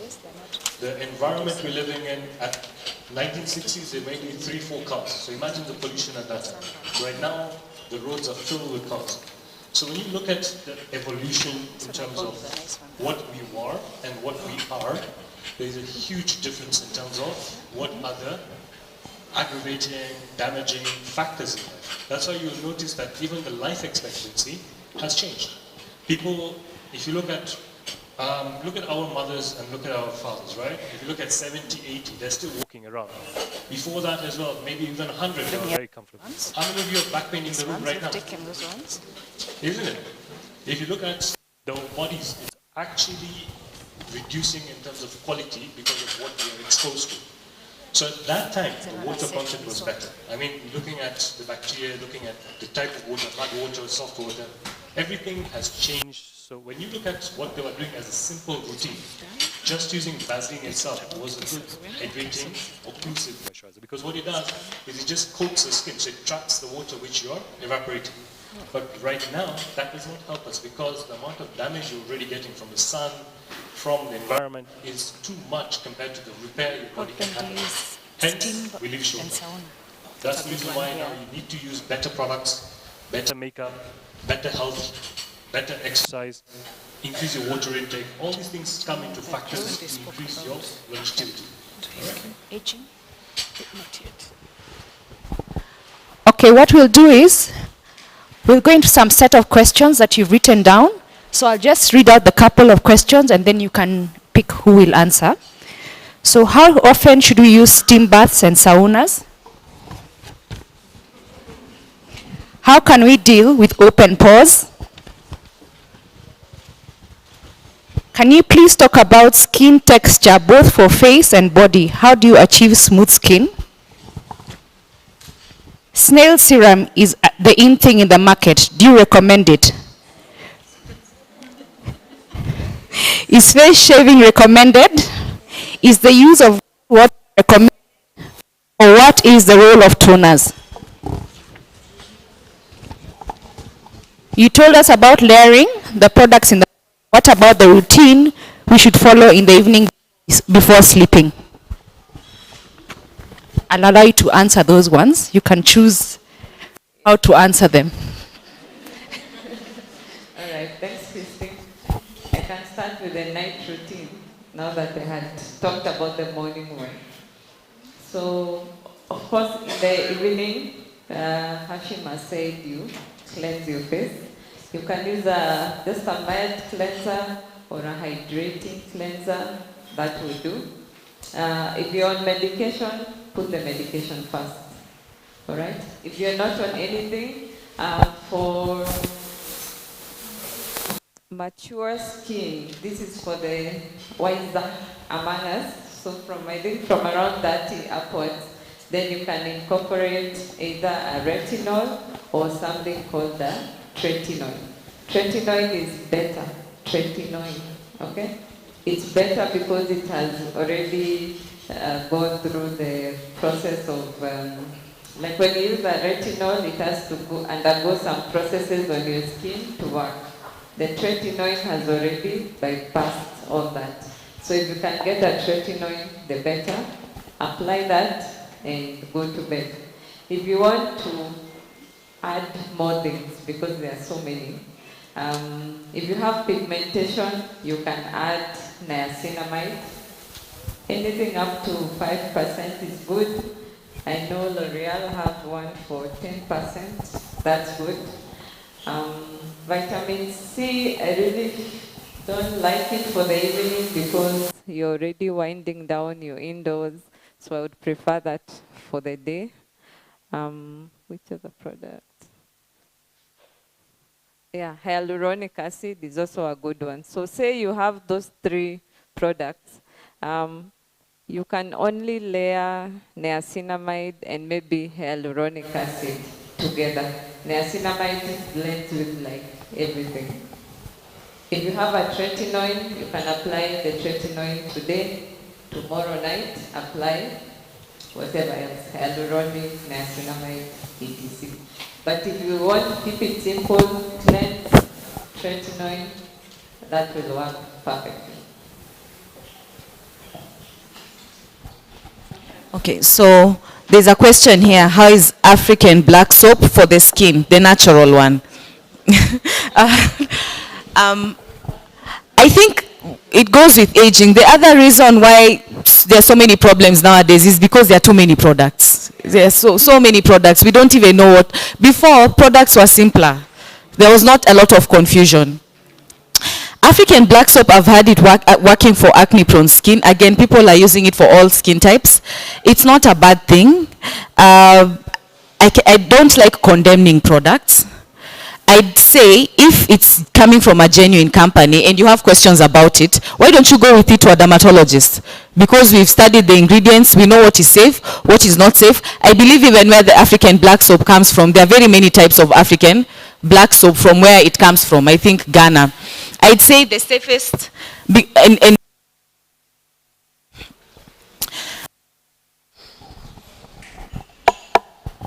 people are always trying to add things to their products to make them have an edge over other products. So you wouldn't even know if you're buying the original black soap or a modified one. I'd say carry it. Hopefully they've written the ingredients on the box. Maybe it has come verified from their KEBS or their Pharmacy and Poisons Board, where it has come from. Go with it to a dermatologist. Let them have their opinion about it. Snail serum. So just to add on what Carol said, you see there are a lot of products in the market. Some of them have gone through actual pharmacological boards. A lot of times you notice that these are things that also some people just sell online, which have no box. The labels are not very clear. Those, what they've done is they've actually mixed products. So especially lightening creams. This is something we all dermatologists are facing in abundance, where you just see these lightening creams like Carrot Light, Pure Glow, Snow White. These are all things that have been mixed, especially with hydroquinone, all right, and a steroid. So what you'll notice is that it makes you have a very nice glow initially, but as soon as you leave, your face looks horrible. So what happens? You start getting used to that product, and as you keep on using it, the pigmentation that comes onto the face becomes permanent. So this is something that we're really trying to advocate, especially, and bring in awareness of, as don't go to, especially these things which neighbor yangu aliniambia inafanya kazi. So. snail serum is an in thing in the market, is it recommended? Which country does it come from? There goes your answer. Maybe it is verified there. We have no chains of supplies from there to here. In cosmetics are also controlled by the Pharmacy and Poisons Board, by the way. There is a clear chain of supply that should be followed for products to come into the Kenyan market. Unfortunately, the only person who can know that is you. Okay? By going to a pharmacy which has been registered to buy your skincare products. And I doubt there's any registered pharmacy selling snail serum. I don't know. But as I said, we don't condemn. Maybe in future it is going to become researched and verified to be used on our skins. But for now, it is not. And the supply chain is not very clear. There's a habit of people adding steroids into everything because steroids have this beautiful effect in the first 2 weeks of making you fairer skinned, but then the devastation that comes afterwards, you will definitely need to book an appointment with a dermatologist. So I'd say if a product is not following the correct chain of supply, meaning it's not landed in a registered, even food, you don't buy food from anywhere, you buy from registered hotels. If it's not following the correct chain of supply, just avoid it, okay? Is face shaving recommended? There are better ways of hair removal. We are black, we form keloids, we have a condition called pseudofolliculitis, which is this razor bumps. The razor bumps that is a unique feature of skin type 4, 5, and 6. I'd say to avoid all these side effects of face shaving, and I know women mind, go see a dermatologist, look for other safe ways of hair removal, and yeah, face shaving is all you can afford. We have guidance of step-by-step processes to avoid the side effects of shaving, so just visit your dermatologist. Is the use of rose water recommended, or what is the role of toners? Over exfoliation. Again, these things work for other people. They might not necessarily work for us. And I believe, I don't know, you know you can be very experimental with your skin if it is normal and young. But when you start aging, do you really want to start drying out your skin with toners, over exfoliating? We need to hide. Actually, you should be doing the reverse of toning. You should be adding moisture to your skin. So I'd say, I don't know if there's any safe skin routine with toners. No, none of us have heard of it, so I don't know. It's not good. Unless you're looking at rose water toner, that's another thing a lot of patients have come to me with, rose water. That's just a waste of money.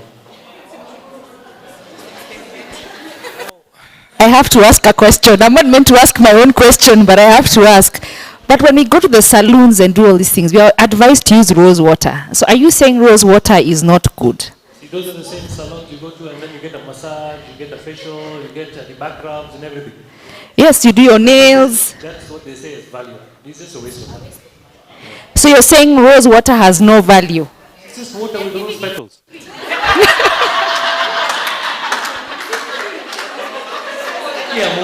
Seriously, we should. Before I take over the conversation, so when you do any shaving, when you do any... No offense to anyone who's selling rose water in the audience, but I don't give it. So I'll ask my last question before I read the next set of questions. So when you're saying that rose water is not necessary, so when people wax or shave and they're told afterwards rose water is very good, are you saying that's not necessary? It's calming. So it has a calming effect. It does have a calming effect. I'm talking as someone who's waxed before. It does have a calming effect, but it's given for free. Like we are just saying there's no need of buying everything. I mean, if you're using it for, it does do some calming, as well as green tea, as well as lemongrass, so many other calming things that you can grow yourself on the balcony and boil and calm your skin. Ice. Okay, let me add you one more question so that you can answer this as you answer the two questions you have. Should men use sunscreen or skincare products? They seem to have better or stronger skin than ladies. I'm not sure about the better, but they seem to have stronger skin than ladies. So men should definitely also do the skincare routine. The only problem with men, especially our African men, they don't even moisturize. So I know that all ladies, if I cannot convince my man to put moisturizer, how am I going to convince him to put sunscreen? I will say. Now the problem is that it's just our mindset. Unajua mafuta ni ya softy. So our African men also with time should accommodate that. And you'll notice that there are many other men who have already started skincare routine. Look at our influencers, right? If you look at our male influencers, look at their hair care, look at their skincare. It's a growing trend which everyone is now accommodating. Okay? What we used to think and what we are now thinking is also growing. It's evolving. So men with skincare is definitely important. Now the main reason why sometimes men have better skins than ladies, especially when it comes to, let's say for example, acne. Women pick their face 5,000 more times than men. It's a known fact. I mean, look at right now, all the women who are listening, the hand is on their face at least half the room. Isn't it? Now, where has that hand been? You've touched breakfast, you've shaken hands, you've done something or the other. So all that bacteria comes onto the face. Men, on the other hand, we are more expressive. So we don't really touch ourselves. We just do hand motions. So you'll see that the trend is changing, but also what we generally do gives us that better skincare. However, men age faster. The stress, the dehydration, the lack of exercise, all that plays a very vital role in skincare for men as well. So you'll notice that a couple who's there, who have maybe about 2-3 years of a difference, the woman looks 20, the guy looks 40, because of that extra change. Okay? There is two other questions. This is actually a very good one. How to deal with open pores. I think all the ladies come to me and say, okay, Teddy, my pores are visible. Now that's unfortunate, again, social media kind of influencing you that pores should be closed. The moment you clog the pores, what's going to happen? You get more inflammation, so you start getting acne. So pores should be open, yes, but they should not be visible. Okay, so there's a big difference. So visible pores and open pores is very different. So you have a lot of people who have open pores. Very visible, very large. Those are ones who are extremely oily as well, because they're making a lot of oil. So you need to use things which dry the face, like a foaming cleanser, something that's deep cleansing, to help reduce that seborrhea, to help your pores make less oil, and hence visible pores then become less visible. The second question is, how often or how should one use a steam bath or sauna? I would say yes and no. Yes, in the sense that it definitely helps open up the pores, especially in the face. It helps you cleanse better. But the thing is that if you're doing it on a regular scale, you see you're drying your skin faster as well. So you're also going to cause much more problems in terms of, especially if you don't hydrate. Because anyone who goes to the sauna, you're going to dehydrate faster. Right? So the amount of dehydration your skin is going to go through, the amount of dryness will also lead to higher pigmentation rates. So I would say that if you're doing sauna, especially for gym purposes, things like that, keep it to a minimum. Steam as in for the face? That's one thing I don't use. The whole body steam or face steam? Steam bath and saunas. So steam bath, sauna, that's what I'm saying, minimum. Because it dries, minimum is like, let's say maybe once a week, once in 2 weeks would be a good thing. For how long? I would suggest if you look at it, because you see even the bathing practices come into that category. So I usually tell patients to have a very short and very warm bath. Why? Because it actually dries the skin faster. So if you're looking at the steam bath, that's the temperature of usually around 40, sometimes even up to 60, right? So you're looking at usually between 10 and 15 minutes as once a week, but you have to make sure you moisturize after. If you just come out and then you're going out in the sun again, you're going to dry just as faster. So it's a debatable thing, and unfortunately also it's really not in the norm category because there are some people who have oily skin, some people who have dry skin. So it's very different in terms of regulation as to what would be normal for one person to another. So I wouldn't be able to honestly say like there is a specific time I would recommend. Thank you. We want to wind up on this session, so I'll just ask one very important question that has come up. How does skincare and mental health relate? I think that's very important. How does skincare and mental health relate? They are tied together very much. I always say, people don't think the skin and skin health is a disease, but it is a disease, and primarily because some conditions do affect the mental health significantly. It has been recognized in the International Code of Diseases. I'm talking about acne. It is paid for, even by insurance, for treatment. No one will chase you, even if you can casino. Or our district hospitals that we work, we take acne and any skin condition very seriously. It limits people's career options. For example, I am a dermatologist. If I had acne, would you come to me? An air hostess serving you in the plane with eczema and dryness and bleeding skin, would you? Even the staff working here, they need to look good. So it has been recognized as a disease. Many skin conditions have been recognized as diseases because they do not kill you, but they minimize your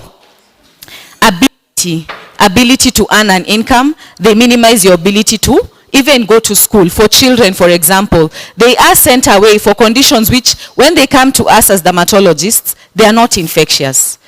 We have to write very comprehensive reports that this child can actually just be allowed to mingle with other children because the condition is not infectious, and we are currently managing it. So yes, the skin and mental health go hand in hand. That's what qualifies most of these conditions to be managed with a lot of seriousness as diseases. Men also seek skincare a lot. I know people don't think so. You can ask in our clinics, I'd safely say half of our patients are men. It is actually literally 1:1. Half of the patients are men because of these conditions that we are talking about. No one is going to have fun scratching while in a meeting. If he was sitting here itching and scratching while talking to you, it is to make you judge them. So mental health and skin, they are tied to each other over 90% of the time. Okay. Just to add on that, if you look at the mental health, if you look at your self-esteem, your self-image, the confidence you get up with daily, if you're working, your entire life in terms of what you do is based on appearance. You look good, you feel good, you'll actually do good.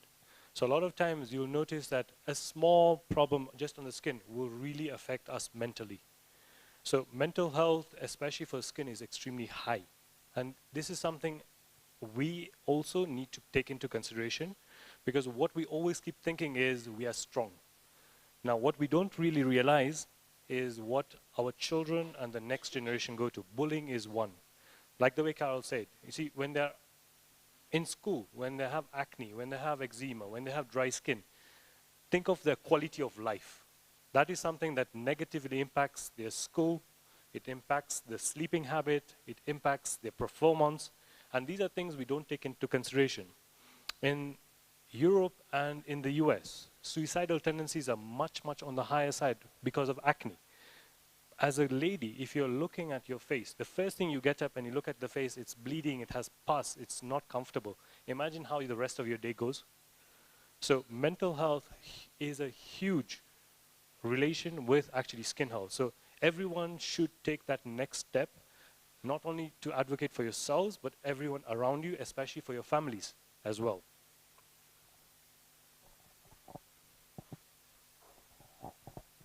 Okay, the last question for today. This is about a male who has no skincare routine, has been using Fusicot cream for 16 years to treat extreme eczema and wants to stop. What would you recommend?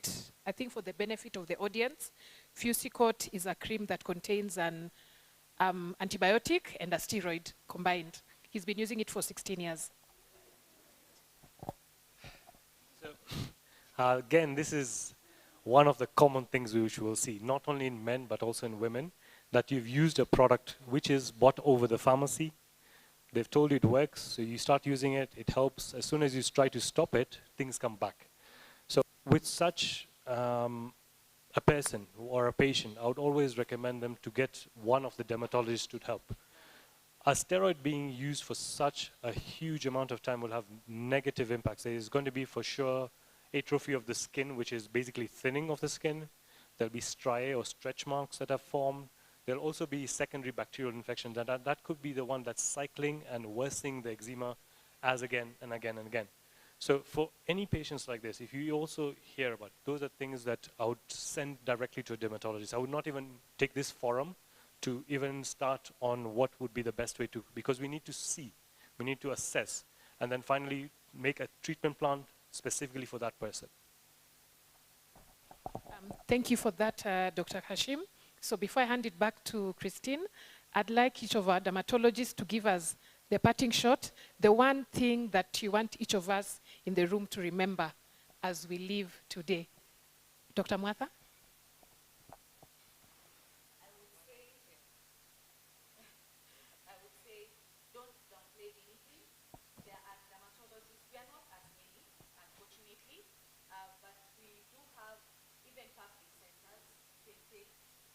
Those ones who don't have a cover, who cannot afford, I say do not downplay any problem, even in your own child. Like acne is normal, you get over it, it does affect them, and it affects them severely. I always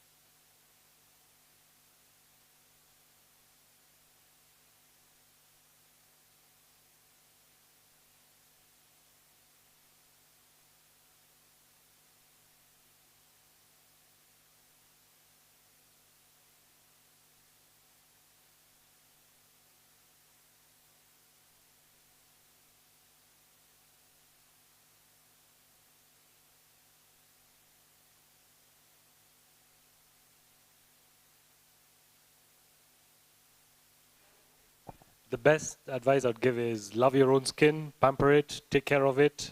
You have one skin, there's no replacement you're going to get. So do what you can right now, make the next changes, and love your skin. Thank you very much.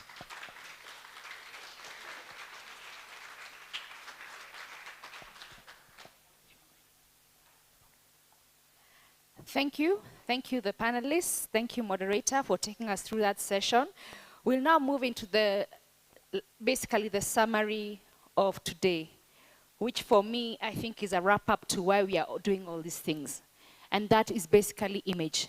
So we can talk about business skills, we can talk about leadership, we can talk about many other things.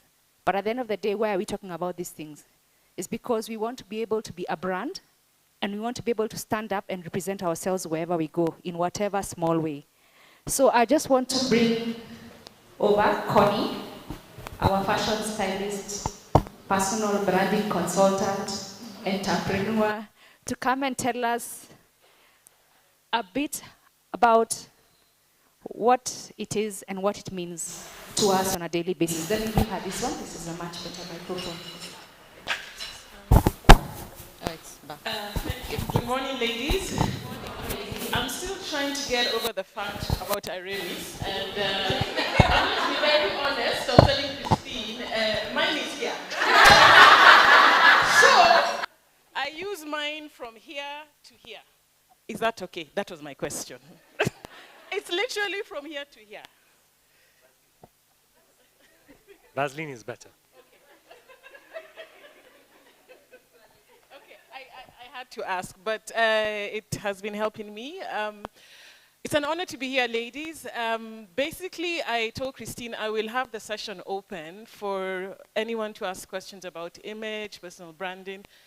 I'm just here to share my insights as an expert in this area. So I think I'll hand over. I don't know if you'll do roving mics or what works best. And then I'll take over questions. I think that will be easier. It's more interactive. Is there anyone who'd like to ask a question to start us off?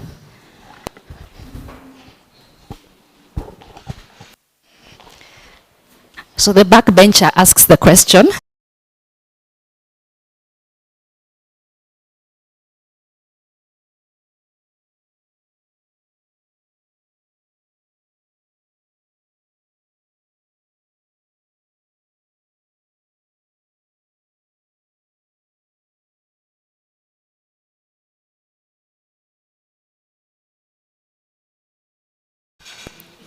Yeah, that's it. Best practices on wigs. Hair wigs. Hair wigs.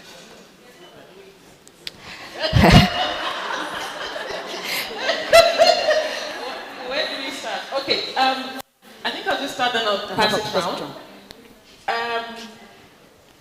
People don't realize how, number one, wigs need to be washed often. I think we spoke about hair being done or washed often.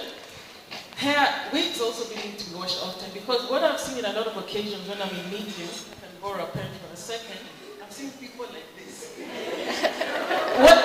What's going on? And then in a very high level meeting, so you don't know where to look, you're like, what is going on? Your wig is your second set of hair. So the way you take care of your own hair is how you take care of your wig. So they need to be washed, conditioned, treated, it's the same thing. Wigs need to be washed monthly, not 6 months, monthly. Monthly. Even less than that, even if it's twice a month, yes. I'll just go around. I think I'll open it and then everyone can do.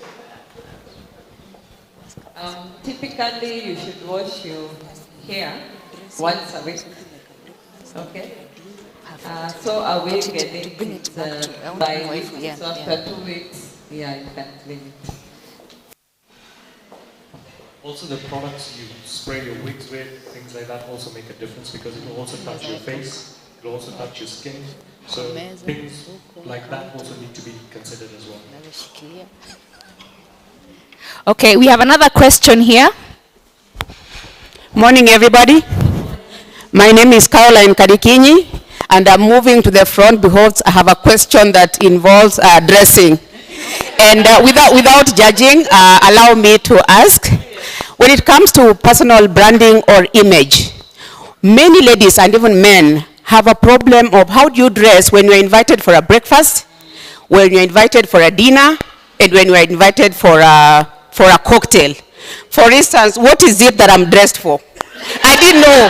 I looked and I said, hey, this breakfast thing, I don't know what to do. So I just said, let me look for a smart casual. And I don't know whether this is smart casual or just random. Thank you. Thank you, Caroline. Thank you for your question. Let me go back to the definition of personal branding. So personal branding is how you market yourself and your career as a brand, and who you are as a person. So I call it ME, Me Incorporated. It starts with me. Your question is very valid, because I get a lot of ladies calling me like, I'm going for breakfast. What am I supposed to wear? So, like for today, what is the first thing that came to mind when you were dressing up? Was it the weather? Was it where I'm going after this? From day to night. It needs to be practical, right? So there's two ways I look at it. What is the practicality of what I'm going to wear? What am I wearing? Black pants. This can take me from morning to evening. You can never go wrong with a pair of black pants. I didn't wear jeans because I also thought this is also semi-formal. It's on a weekend, but me being a guest, I also have to have a different level. But if I was, if I'm not a speaker and I was also a guest, jeans, maybe. Black top, I can never go wrong. And then I always just put color over, like a jacket, right?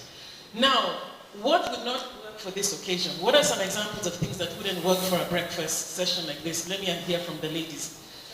Shorts, Crocs. I can't hear shorts, Crocs. Crocs, yes.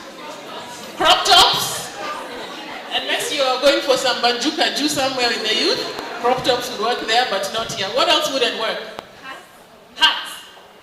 If it was like a breakfast brunch, then you could have your fascinators. But this one was just basically what do you call it?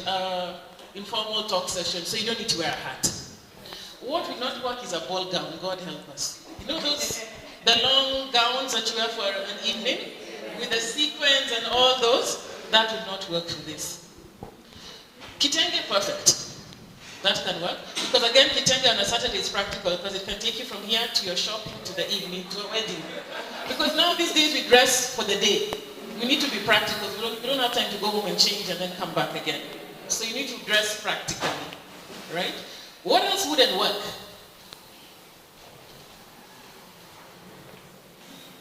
What you have on actually is actually fine because you all have a pair of pants and a top and a blazer. Yeah.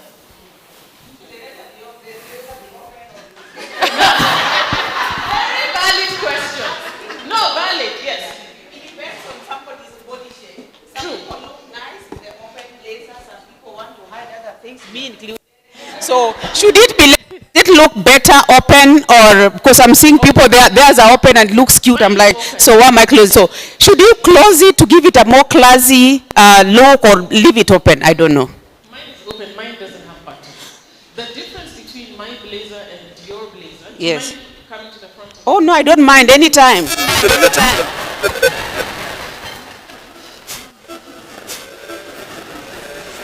And big idea, I speak for a living, so don't give me the microphone for long.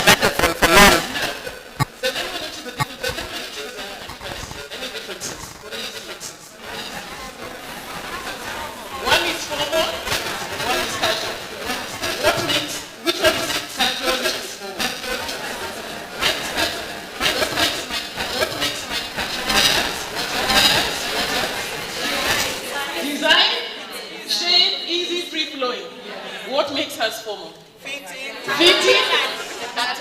color, button, color.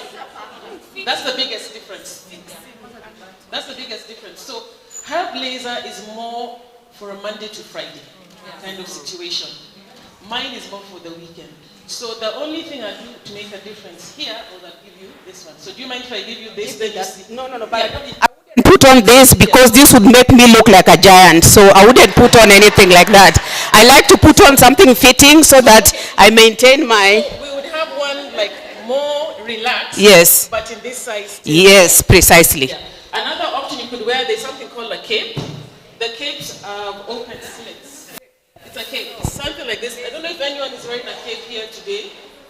Okay, there are kind of capes that now are really, they're free-flowing, and then they're also this, and then they have open eyelets.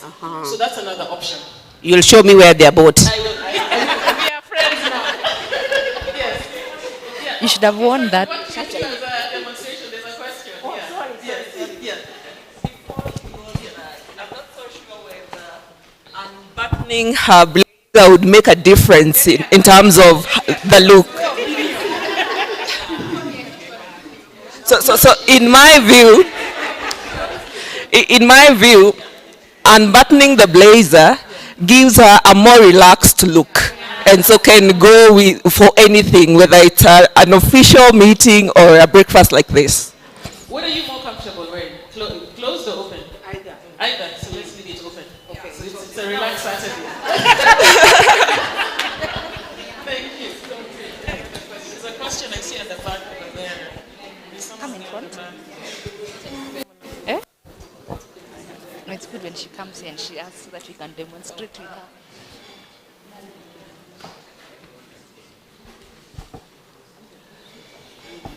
Sorry. Good morning, everyone. So my question is on the psychology of colors. So when, especially for women, career women or women who are going to the office, there are different colors that portray different things. Because I mean, I've seen this before, and I found it that when you wear more livelier colors, more pastel, there's a way that people tend to approach you as friendly, as, you know, somebody who's very approachable. But when you wear dull colors like black and gray, there's some sort of, attitude that forms around. So what would you advise? What are some of the colors that we as women should wear more in the office? Just that psychology around colors. So let me take my blazer again as an example. Rather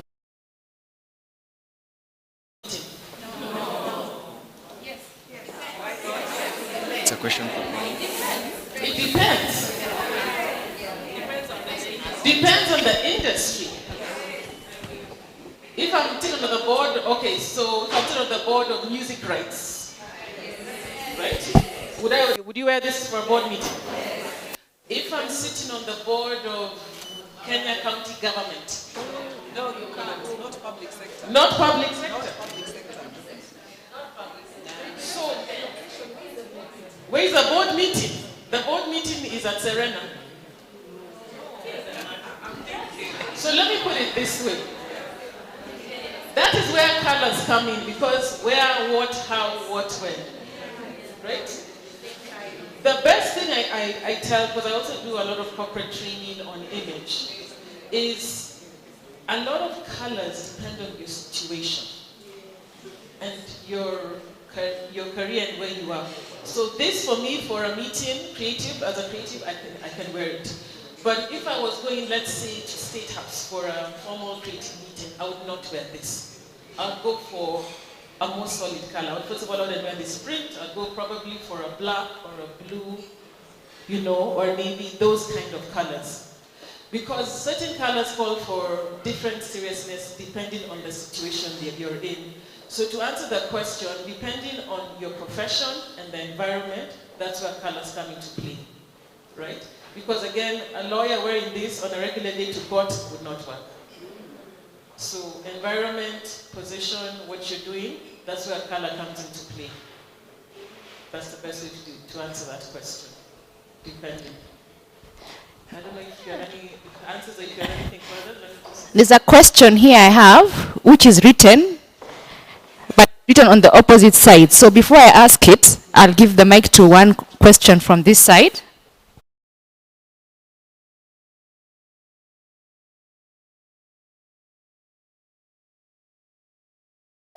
One of the things I would want you to clarify is how important is your personal brand, the image, in relation to what it is that you're representing, work-wise, as a woman in general. Why is it so important? And why does it play such a big role in terms of how, you're going to handle your business or how you're going to relate to other people?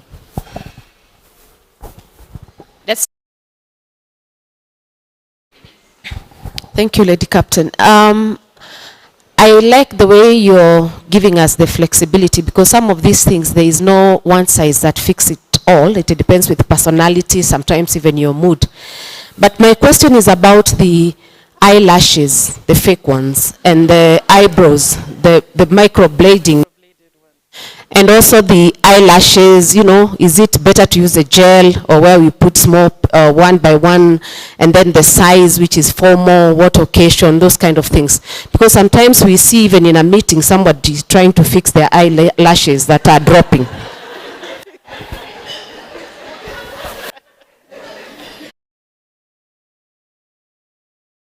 Question at a time, they're too different. Okay, so the question on how your image relates to your brand and your career.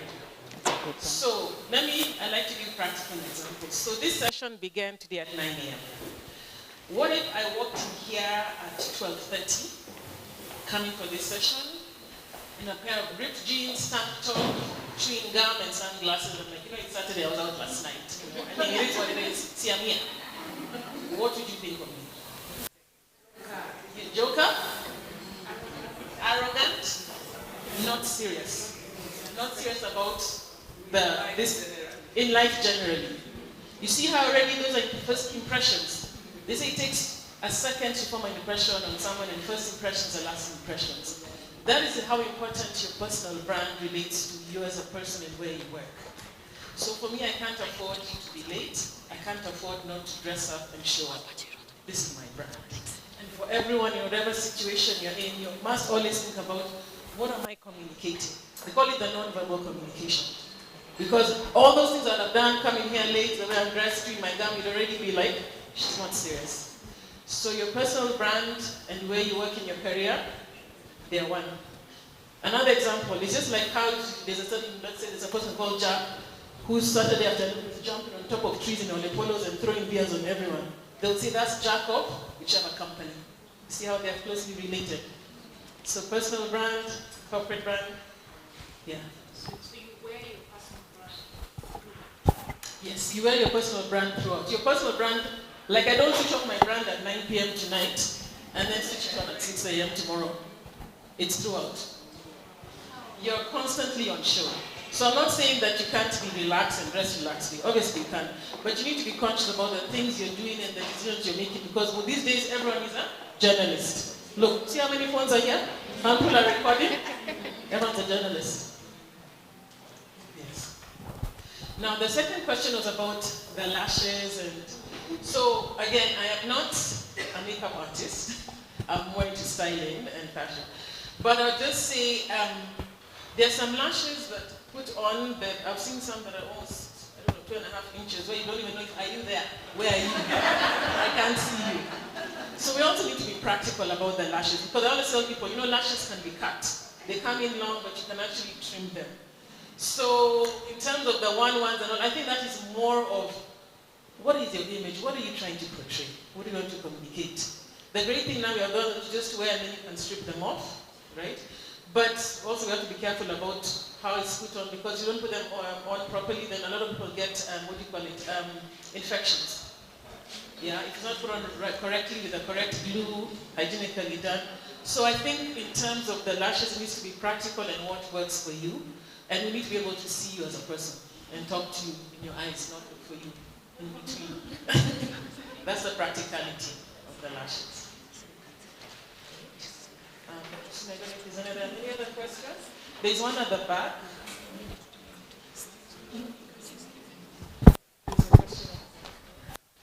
Where's the question? Come. We're talking about image. So yeah, dressing body type. So how do you work with that? Different women, different body types. You're all wonderfully made. Number one, we all need to celebrate who we are, because we are also diverse. And just like we've been told by the doctors here, just because Jane can wear the dress that is fitting with, and looks great or whatever, doesn't mean that it will work for you. You must really be honest and understand your body shape, right? Now, depending on what, because you have the apple shape where you're full on the top, you have the pear shape where you're full on the bottom. The key thing is to understand the dimensions of your body and what works best for you, right? So my rule is these three things. If it's too short, it's too tight, it's too revealing, don't wear it. Put it aside. So what are they? Too short? Too tight? Too revealing? Right? So in terms of what can work, I always say, number one, body support is always the best. So a good fitting bra and underwear. How do you know if your bra fits correctly? What are the key things to look out for? If your bra fits correctly, if you're in a correct fitting bra. The girls are not coming out of the mountain. They are staying in between, they are within the mountain. What else? So your bra needs to be straight here. If you see it going curving and doing a U shape and going up, that means it's been pulled. The girls they're not safe in the mountain. They need help, right? So again, your bra needs to be straight. If you see it going like a U shape up, it's being pulled. It's not comfortable, right? How often should you stay with a bra before you change it, or bras? Do you know you need to change your bras after a while? After how long? 6 years. But bras are expensive, right? On average, how much does a bra cost? From 4-5 out. Yes. But it's an investment. Just like how your skin, we're told about investing in your skin, you need a good bra, or rather good bra. So I'd say at least 6 months to a year. Because as our body changes, we add or lose weight, and that also affects our bras and our breasts. So I'd say at least between 6 months to a year, we need to change. Where do you go to get your bras measured? Woolworths, right? My cubs, any of these lingerie shops can measure your bra size. Next. There's visible panty lines. Visible panty lines. So what are we doing with these visible panty lines to help the nation? What is the question? How do we manage? Please address issues on, you have talked about fitting bras and visible panty lines. I think before we leave the house, let's check ourselves in a mirror or our significant. You can tell us. Visible panty line should be left at home. It's either you wear a seamless panty Ladies. or you wear a thong. That's it. That's the solution. But visible panty lines are no. Imagine you're in a board meeting, you're doing a presentation and you can see your panty lines. Ladies, please put the gift bags down. Please, you get them on your, just put the gift bags down. Do me that favor. Please put your gift bags down. Down, down, down, down, down. We'll talk about them later. Okay, thank you. So I think I'll address that. Yeah. Any other question? Who has a question? Come in front.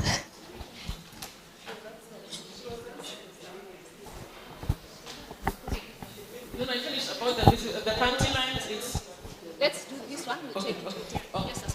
Okay, I'm also a creative, so what would you suggest for a person who's working from home? What would you suggest for branding? Because COVID kind of hit, and sometimes you dress in pajamas, or even doing Zoom, you dress in pajamas. So yeah, if you could speak on that. So a lot of creatives are working from home these days. Because I also work from home occasionally, and I always say, number one, shower, basics. Because during COVID, I don't know if you saw, a lot of people were saying, but see, I'm home. I don't need to shower. Please shower, number one. And then dress up. Because the thing is, if you're in pajamas and you're in a t-shirt, your mind is not mentally skewed to that you're working. If you actually shower, do your hair, and at least, make your face and everything, some basics, and you sit and you're dressed on a computer working, it makes a difference. Because now you're mentally structured and ready for work. But if you're in a t-shirt and then your camera, and then also put on cameras. This thing of people not putting on cameras, you don't know if you're alive, you don't know if you're there. And then don't take calls in bed or by your cupboard where things are hanging. Right? Sit down, dress up, sit down, and be serious about the work that you're doing. Right? Yeah. There's a question from this side. Hi, Connie. Hi, Connie. Hi. Hi, my name is Judy.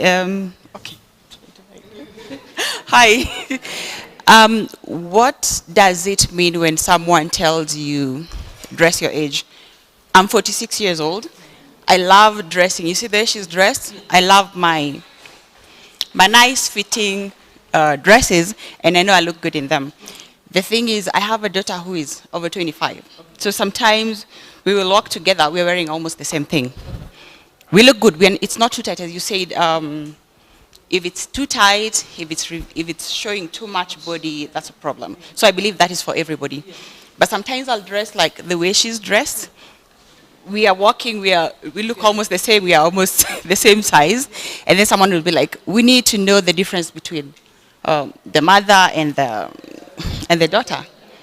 But we could be wearing even long dresses, the same. Maybe we've even met, she was coming from a different place and we've met, and someone would be like, no one knows the daughter and the mother. I mean, so I need that address. Yeah. To be honest, you're celebrating yourself and dressing well. You need to be comfortable in your skin. Yeah. Literally, we've been talked about skin this morning and your own personal skin. If you're comfortable and confident, do you? Okay. Yeah. All right. Thank you.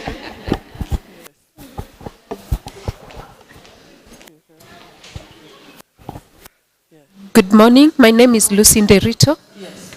My question goes to when you're doing a presentation, how do you stand?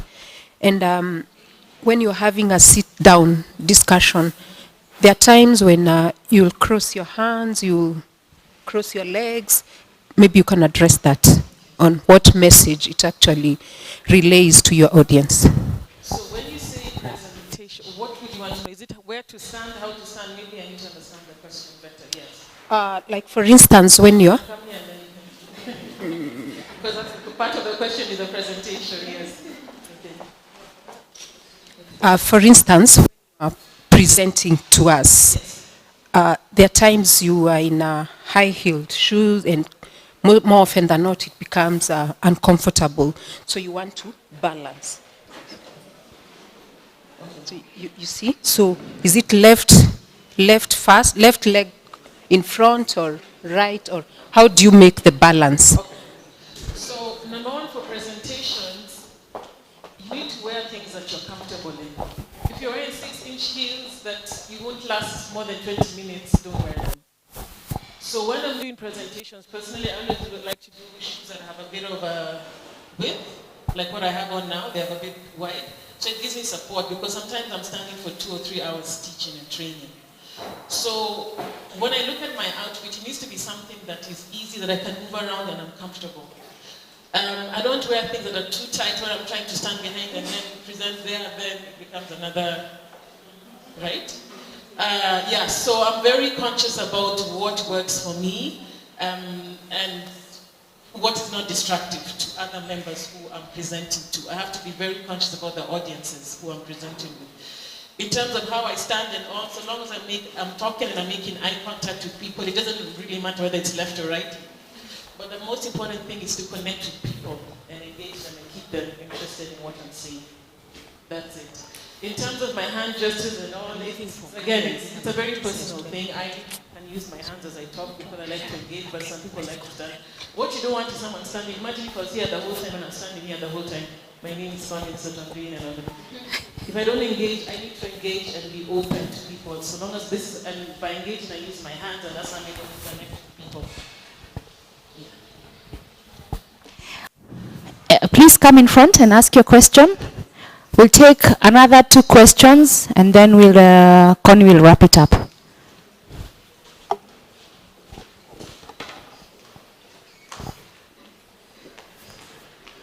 Sorry, bias. I'm having a lot of fun talking about fashion. So Connie, just one more question. I think I'd like to ask if you wouldn't mind mentioning just about the different kinds of colors that complement our skin types, because we have different kinds of skin types, and different colors bring out our skin types better. Even when it comes to jewelry, some people look better with silver, others look better with gold. Just from your experience, please share on that. Thank you. There was a time when they used to be, I think it was in the 80s, when a lot of suits were coming in from Turkey. Do you remember? What were the main colors? Gray, blue, brown, silver, very shiny. So, when we look at colors and our skin, the great thing about our skin is the brighter the color, the better it looks on you, because it reflects against your skin. Like with all these colors that I'm wearing, colors of the nation, it looks good because it's a contrast to the skin of my skin here, right? Which is a dark chocolate. So what I say is and then a color like black is a neutral. Black, gray, white, those are neutrals. It will work on any skin tone, right?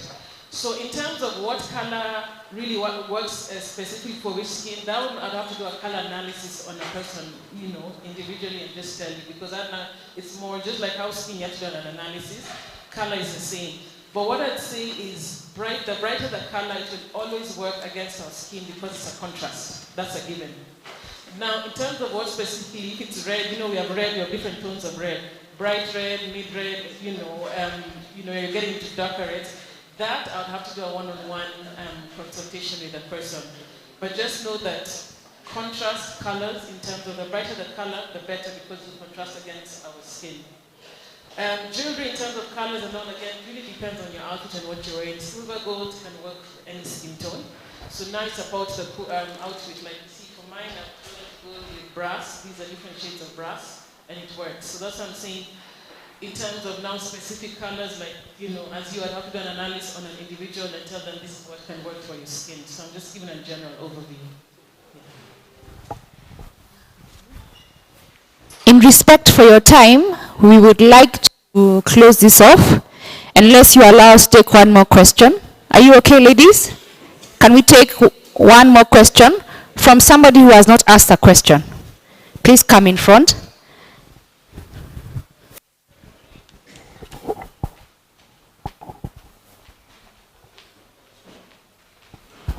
Hi ladies, Sharon is my name and I just have one question regarding makeup. What is your view on the brand that makeup brings out?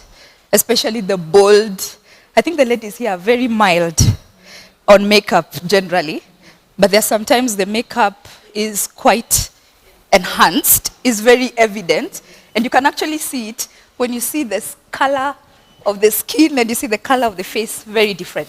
So what impact does it have on your personal brand? Thank you. If you look at studies that have been done about women who work in the corporate field on makeup, I'm sure, has anyone done any research? Women who wear makeup versus women who wear no makeup.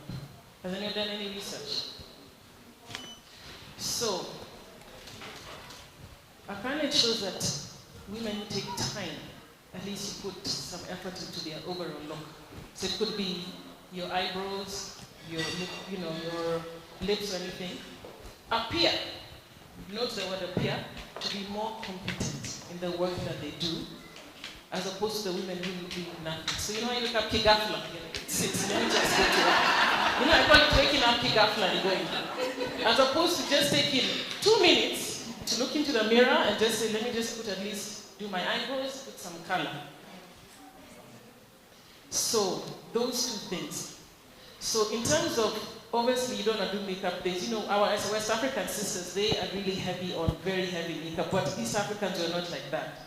So my take is whatever works best for you. Right? Again, also if your skin can manage it, because some skins are just extremely sensitive and all.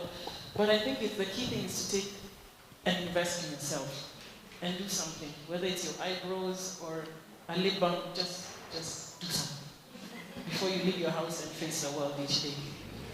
Right? Invest in yourself. The way you invest in your skin, invest in your overall image also, and how you look, and what you want to communicate to other people.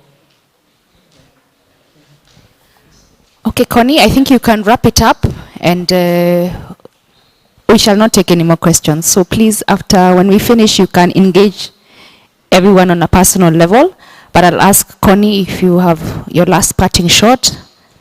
So I think for me the key thing is always remember you are a brand, right? All of you here, we have like what, 45, 50 brands here. Be conscious of who you are and the decisions that you make. Because another thing that's important, your personal brand is not also only about your image, it's also about your values as a person. You know, all of these are related. What are your values? What are you willing to do, not to do? Right? What works for you? Because all this goes back to you as a person, your brand, and how you want to communicate and how you want to be seen. Thank you, ladies. Thank you, Connie. Thank you so much, ladies. We have now come almost to the end of today. I would like to call, have you all received your gift packs? Because I remember at some point attention shifted to gift packs. Not yet. So, Alela, your team can distribute the gift packs, the ones who have not received. I would like her to tell us what is in the gift bags. Like take 2 minutes, 3 minutes to tell us what is in the gift bags and how you can use them, so that you don't just take them home like over-the-counter products. Okay, so we have very simple products. Because for the more complicated and more intense ones, you know who to see for your prescription based on your skin. So we have 2 different bags with a slight difference. So one bag will have CeraVe Hydrating Cleanser and Lipika Balm. This is a moisturizer for very dry skin. And Vitamin C serum, yay. 10%. And some sachets of sunscreen SPF 50 plus, so you can share a couple. And then if it's what suits your skin, please feel free to get the big one for your continuous sun protection. So the difference is that the other bag has a different moisturizer, which is CeraVe moisturizing cream, also for dry skin, and CeraVe cream to foam cleanser. So these are gentle cleansers that cleanse without stripping your skin of the natural oils. And then we have put in some leaflets for you that you can go and read and find out, get to learn more about our brands. And always feel free to seek advice from your dermatologists. So that will be it from me. I think I'll ask Christine, would you like to present to our guests? You'll actually present to them. As I say thank you, so what, before I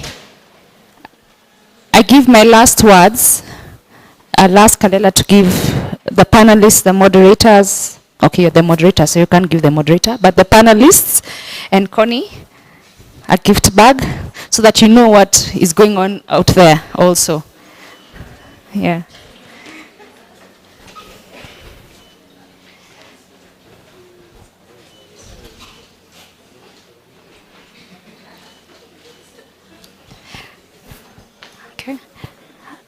I'll ask Chero if you could just give me the tokens of appreciation. Oh.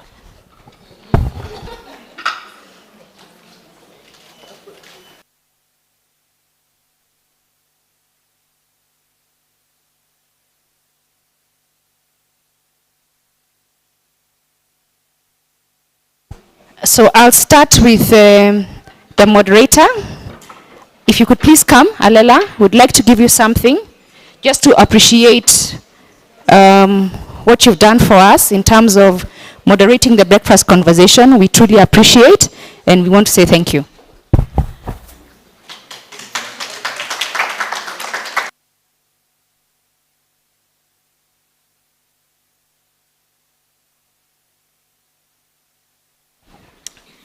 Move to Connie. Connie.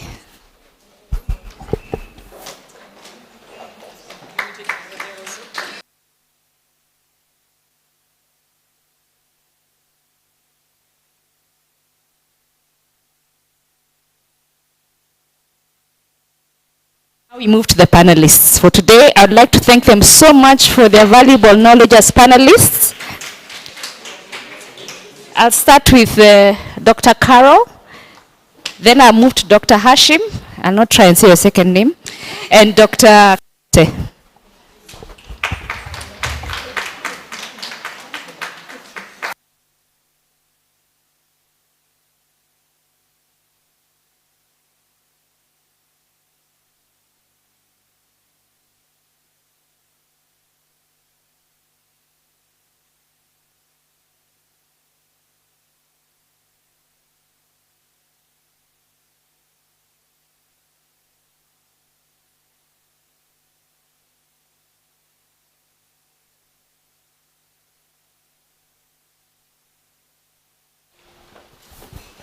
So I'd just like to thank everyone who has come today, and I'd just like to say that we invest in ourselves, and that's why we've taken time as a ladies section to have the series of breakfast conversations.